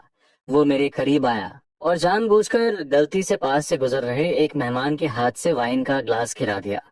Oh, I am so sorry mister Gu, क्या आप प्लीज इसे साफ कर देंगे? मुझे रियोन से जाकर बात करनी है। मिस्टर गू, आप इतने छोटे से काम के लिए मना तो नहीं करेंगे ना? मेरे चेहरे पर स्माइल थी, लेकिन दिल कर रहा था कि उसे जिंदा मार दूं। मेरी पत्नी से मिलने जा रहा है और चाहता है कि मैं उसका फैलाया हुआ कचरा साफ करूं। वो खुद को समझता क्या है? कितना जहरीला दिमाग है इसका। अगर मैं झुककर वो ग्लास साफ करता, तो इसका मतलब होता कि इतने सारे लोगों के सामने मैं एक नौकर का काम कर रहा हूँ। इससे मेरा स्टेटस गिर जाता। और मैं लियू फैमिली का दामाद हूँ। मेरी हर हरकत लियू फैमिली को रिप्रेजेंट करती है। मैंने स्माइल करते हुए मना कर दिया, सॉरी। कुछ दिन पहले मेरी वाइफ के साथ थोड़ा ज्यादा एनर्जी वाला काम करने की वजह से मेरी कमर में दर्द हो गया है। अभी तक ठीक नहीं हुआ। जिस आदमी का ग्लास गिरा था वो अभी तक वहां से गया नहीं था। वो एक मिडिल एज्ड आदमी था और उसे साफ समझ आ रहा था कि हम दोनों के बीच क्या चल रहा है। वो जानबूझकर तमाशा देखने के लिए रुका हुआ था। मेरी बात सुनते ही वो जोर से हंस पड़ा। उसने मुझे थम्स अप दिखाया और फिर वहां से चला गया। जी बोड़ा का चेहरा एकदम नीला पड़ गया था। उसके दिमाग में बस वो एक लाइन गूंज रही थी, ज्यादा एनर्जी वाला काम, क्या बकवास है। उससे और कंट्रोल नहीं हुआ और वो तेजी से लियो रुयान की तरफ बढ़ा। जब वो लियो रुयान से सिर्फ 3 कदम दूर था, उसने अपने हाथ फैलाए और उसे हक करने के लिए आगे बढ़ा। पूरे रोमांटिक स्टाइल में बोला, रियान, मैं वापस आ गया हूँ। किसे पता था कि जी बोड़ा को देखते ही लियो रियान का चेहरा कागज की तरह सफेद पड़ जाएगा। और जैसे ही उसने जी बोड़ा को हाथ फैलाते हुए देखा, लियो रुयान का उल्टी करने का रिफ्लेक्स ट्रिगर हो गया। लेकिन इतनी बड़ी पार्टी में अगर वो सबके सामने उल्टी कर देती, तो ये होस्ट की बहुत बड़ी बेइज्जती होती। शुक्र है मेरा रिएक्शन तेज था। मैं तुरंत उसके पास गया और उसके मुंह के आगे एक पेपर बैग लगा दिया। लियो रुयान वैसे भी पार्टी का मेन सेंटर ऑफ अट्रैक्शन थी। उसके इस तरह उल्टी करते ही पूरे हॉल का अटेंशन हमारी तरफ आ गया। सब मैच्योर लोग थे। किसी भी औरत का इस तरह उल्टी करना क्या मतलब रखता है? ये सब जानते थे, जी बोड़ा भी जानता था। वो किसी बेवकूफ की तरह लियो रुयान को लगातार उल्टी करते हुए घूर रहा था। उसके दिमाग में वो एयरपोर्ट वाली फोन कॉल गूंज रही थी। लियो रुयान प्रेग्नेंट है, मॉर्निंग सिकनेस। जी बोड़ा शौक में 2 कदम पीछे हट गया। उसने पिछले 3 सालों तक फॉरेन में एक सच्चे और वफादार लवर की एक्टिंग की थी। वो यहाँ वापस आकर बड़े बड़े प्लान्स पूरे करना चाहता था। लियो ग्रुप और लियो रुयान दोनों को अपने कंट्रोल में लेना चाहता था। लेकिन ये कमीनी औरत प्रेग्नेंट कैसे हो गई? कैसे? जी बोड़ा गुस्से में पागल हो रहा था। उसका मन कर रहा था कि लियो रुयान को एक जोरदार थप्पड़ मारे, उसके पेट में लात मारकर उस नाजायज बच्चे को खत्म कर दे, और मुझे उसके इस फेक हस्बैंड को जान से मार दे।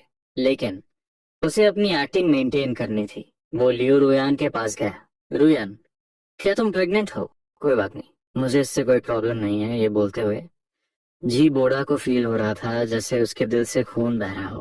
कितना गुस्सा आ रहा था उसे। पार्टी में मौजूद सारे लोग जी बोड़ा को बहुत ही अजीब नजरों से देख रहे थे। भाई, ये होता है सच्चा प्यार। यहाँ तक कि मुझे भी जी बोड़ा की दाद देनी पड़ी। मानना पड़ेगा, लियो रियान का चुना हुआ फर्स्ट लव सच में कमाल का था। कितनी मोटी चमड़ी है इसकी। बाई निंबिंग तुरंत आगे आई और लियो रियान के सामने खड़ी हो गई। अंधा है क्या तू? क्या बकवास कर रहा है? कौन प्रेग्नेंट है? अपनी अंधी आंखों से ठीक से देख। रुयान तुझे देखकर डिस्गस्ट फील कर रही है। उसे तुझे देखकर उल्टी आ रही है। अगर तेरे अंदर जरा सी भी सेल्फ रिस्पेक्ट बची है ना, तो यहाँ से दफा हो जा। जितना दूर हो सकता है उतना दूर। वहां खड़े लोगों की नजरों में मजाक, ताने, दया सब कुछ था। इन सब के बीच जी बोड़ा के पास अपनी बची खुची इज्जत बचाने के अलावा कोई ऑप्शन नहीं था। रुयन, तुम आराम करो, हम फिर कभी बात करेंगे। अफसोस कि लियू रुयन अभी भी फिजिकली उल्टी कर रही थी। उसकी हालत सच में खराब थी। उसने जी बोड़ा की तरफ एक बार देखा भी नहीं। जी बोड़ा के जाते ही लियू रुयान धीरे धीरे नॉर्मल होने लगी। अभी कुछ सेकंड्स पहले उसके दिल में एक अजीब सा दुख हुआ था। सिर्फ 2 दिन पहले ही उन दोनों ने फोन पर एक दूसरे से अपने प्यार का इजहार किया था, और आज उसका नाम सुनते ही उसे उल्टी आ रही थी। सामने मिलने की तो बात ही छोड़ दो, उस लाइव स्ट्रीम का नजारा उसकी पूरी लाइफ का एक ऐसा नाइटमेयर बन गया था जो कभी नहीं जाएगा। गु क्यानशन, तुम सच में बहुत खतरनाक इंसान हो। अब खुश हो तुम? मैं खुद को रोक नहीं पाया और एक डार्क स्माइल दी, लेकिन तुरंत अपनी स्माइल छुपा ली। इसमें मेरी कोई गलती नहीं है। ये तुम दोनों के ही कर्मों का फल है। ये तुम दोनों के ही कर्मों का फल है। लियू रुयान अभी भी थोड़ी वीक फील कर रही थी। जब बाय निंगबिंग ने उसे पानी का ग्लास दिया तो पीने से पहले वो अचानक रुक गई। तुमने इसमें कुछ मिलाया तो नहीं है ना? बाय निंगबिंग ने फ्रस्ट्रेटेड होकर अपनी आंखें घुमाई।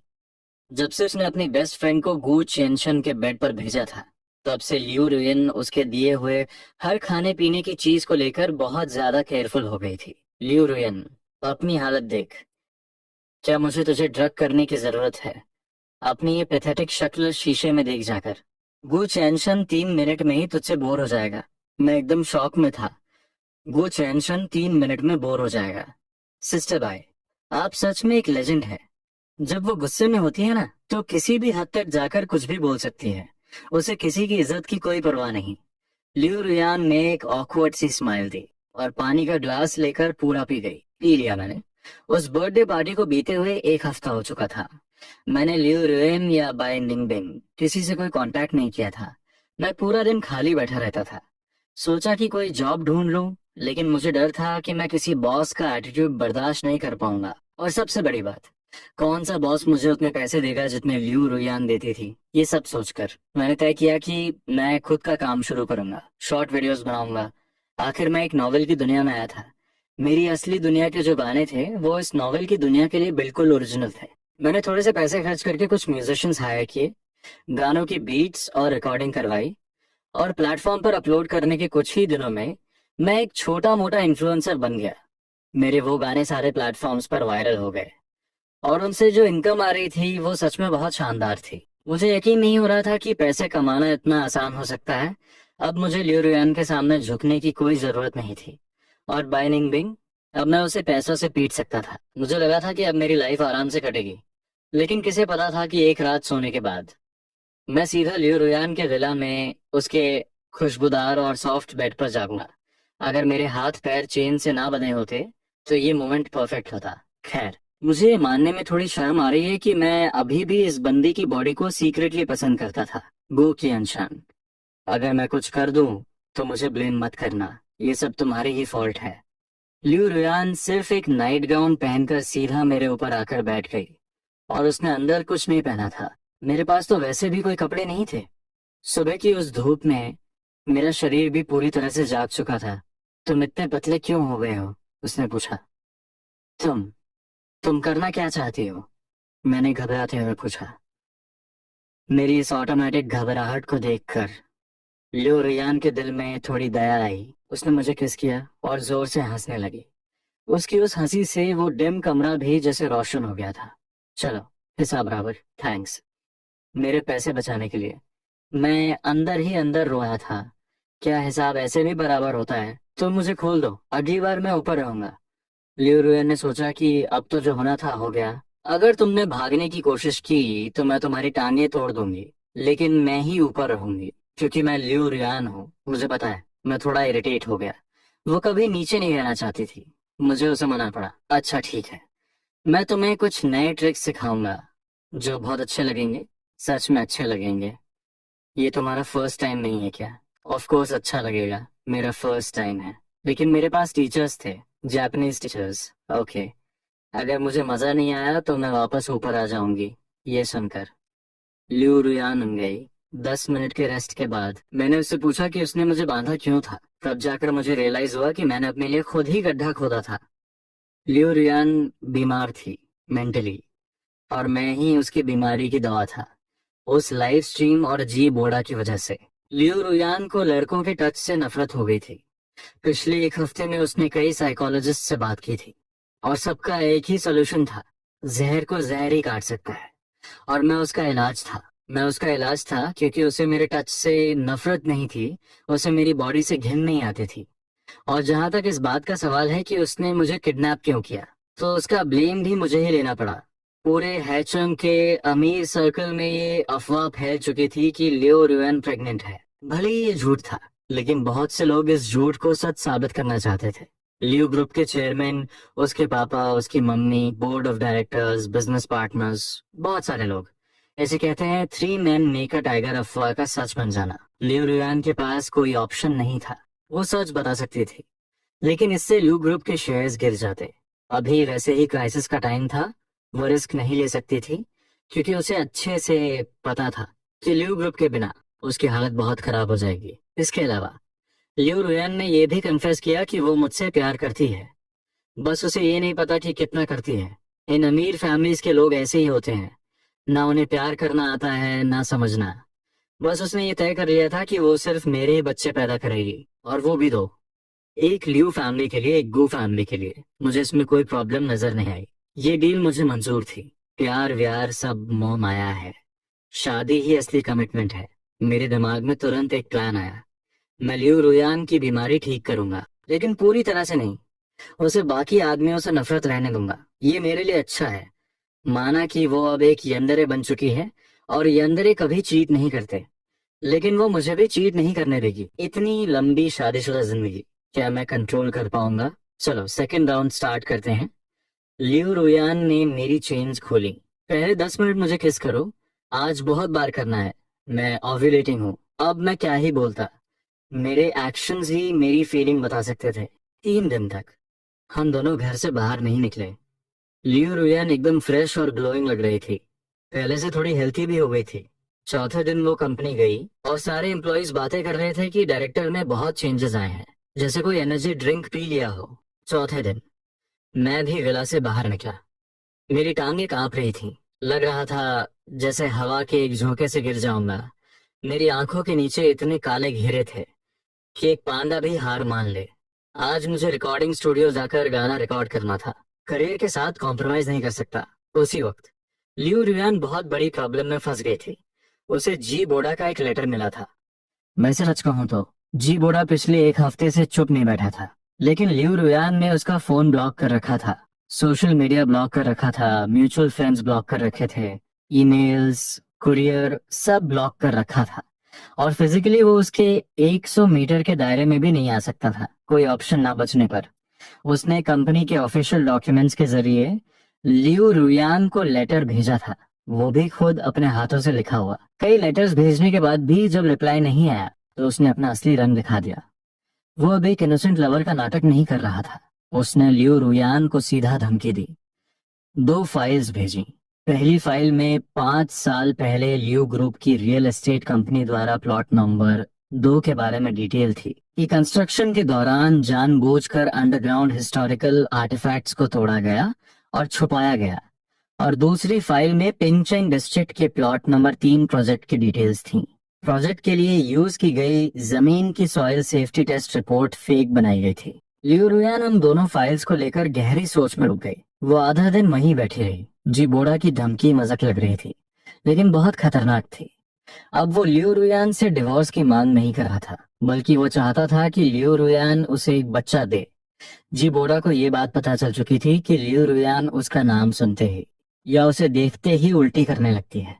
उसे समझ आ गया था कि लियू रुयान को उसकी काली सच्चाई पता चल गई है, इसलिए उसे सिर्फ एक बच्चा चाहिए था। बच्चे के जरिए उसे लियू ग्रुप में एंट्री मिल जाती। फिर वो एक एक करके लियू ग्रुप के सारे डार्क सीक्रेट्स लीक करता, लियू ग्रुप के शेयर्स गिरवाता लियू ग्रुप के शेयर्स गिरवाता और मार्केट मैनिपुलेशन करके कंपनी को बैंकरप्ट कर देता। और जब ली फैमिली लियू ग्रुप को टेक ओवर कर लेती तो हाईचेन की नौ एक फैमिली बनने से उन्हें कौन रोक सकता था। और उस पोजीशन पर पहुंचने के बाद भले ही वो ओपनली अपनी सेक्सुअलिटी गे होना बता दे, कौन उसका मजाक उड़ाने की हिम्मत करेगा। उनका प्लान बहुत सॉलिड था, बस उसे एग्जीक्यूट करने में टाइम लग रहा था। लियू रुयान को जी बोड़ा का लेटर मिले 3 दिन हो चुके थे और उसने कोई रिप्लाई नहीं किया था। आज रिप्लाई करने का आखिरी दिन था। Liu family mention study room में लियू यानफोंग लियू रुयान के पापा लियू रुयान, उसकी मम्मी और बाई निंगबिंग मौजूद थे। और हाँ, मैं भी वहां टाइम पास के लिए बैठा था। सच कहूं तो इस तरह की सीक्रेट फैमिली मीटिंग्स में शामिल होने का मेरा कोई स्टेटस नहीं था, लेकिन इस बार लियू रुयान ने जिद की कि मैं भी वहां रहूंगा। उसने कहा कि मैं फैमिली का हिस्सा हूँ, घर का पिलर हूँ और उसके होने वाले बच्चे का पापा हूँ। जब वो मुझे इतना भाव दे रही थी तो मुझे भी उसे रिस्पेक्ट देनी थी। शायद लियू मॉम और डैड को मेरे किए हुए कामों के बारे में पता चल गया था, इसलिए उनका एटीट्यूड मेरे लिए बिल्कुल बदल गया था। वो मुझसे ऐसे बिहेव कर रहे थे जैसे मैं उनका अपना बेटा हूँ। अब जब बात यहाँ तक आ ही गई थी तो मुझे भी कुछ छुपा नहीं था। मुझे अपनी वैल्यू साबित करनी थी। डैड, मॉम, रुयान, और निंगबिंग दीदी, अब मैं जो भी बोलने वाला हूँ वो टॉप सीक्रेट है। ये इन्फॉर्मेशन मैंने बहुत पैसे देकर खरीदी है। आप लोग खुद वेरीफाई कर लेना कि ये सच है या नहीं। मैंने उन्हें पहले ही वार्निंग दे दी और फिर बोलना शुरू किया। डैड, आपका असिस्टेंट ये पिछले 5 सालों से आपकी सीक्रेट सेक्रेटरी नंबर 5 के साथ रिलेशन में है और वो सेक्रेटरी पहले हाईचेन की क्यू फैमिली के लिए काम करती थी। लियू यानफेंग झटके से खड़े हो गए। वो इस बात को मानने को तैयार नहीं थे। मैंने हाथ उठाकर उन्हें रोका और आगे बोला, कंपनी के लियू सान शू थर्ड अंकल और ये बोर्ड मीटिंग में अपने 5% शेयर्स बेचने का प्लान बना रहे हैं। डायरेक्टर जाओ, डायरेक्टर यान और डायरेक्टर त्यान अभी कंफ्यूज है, लेकिन शायद वो भी मान जाएंगे। स्टॉक मार्केट में कोई लियू ग्रुप के शेयर्स को डेलिबरेटली गिरा रहा है। मैंने चाय का एक सिप लिया और लियू यानफोंग के कॉल्स करने का वेट करने लगा। कुछ कॉल्स करने के बाद उनका चेहरा कोयले जैसा काला पड़ गया और वो गुस्से से कांप रहे थे। मैंने आगे कंटिन्यू किया, गवर्नमेंट डिपार्टमेंट को लियू ग्रुप के खिलाफ शिकायतें मिलने वाली हैं। डैड रुयान और मॉम, लियू मॉम बुरी तरह घबरा गई। मैं तो 10 साल पहले ही रिटायर हो चुकी हूँ, मेरा नाम कैसे आ सकता है। मैंने उन्हें आराम से बताया, कोई बड़ी बात नहीं है, बस पिछले कुछ सालों में आपने अपने भाई के जुए के जो कर्ज चुकाए हैं और उसकी गारंटी ली है, वो अमाउंट बहुत बड़ा हो चुका है। आपको मेंटली प्रिपेयर रहना चाहिए। लियू मॉम एक ही पल में सुन्न पड़ गई और जमीन पर बैठ गई। लियू यानफंग सच में एक पुराने और एक्सपीरियंस प्लेयर थे। उन्होंने हाथ से इशारा किया, कंटिन्यू करो। फिर मैंने अपनी मेमोरी के हिसाब से ओरिजिनल स्टोरी में लियू ग्रुप के बैंकरप्ट होने का पूरा प्रोसेस उन्हें थोड़ा थोड़ा करके समझा दिया।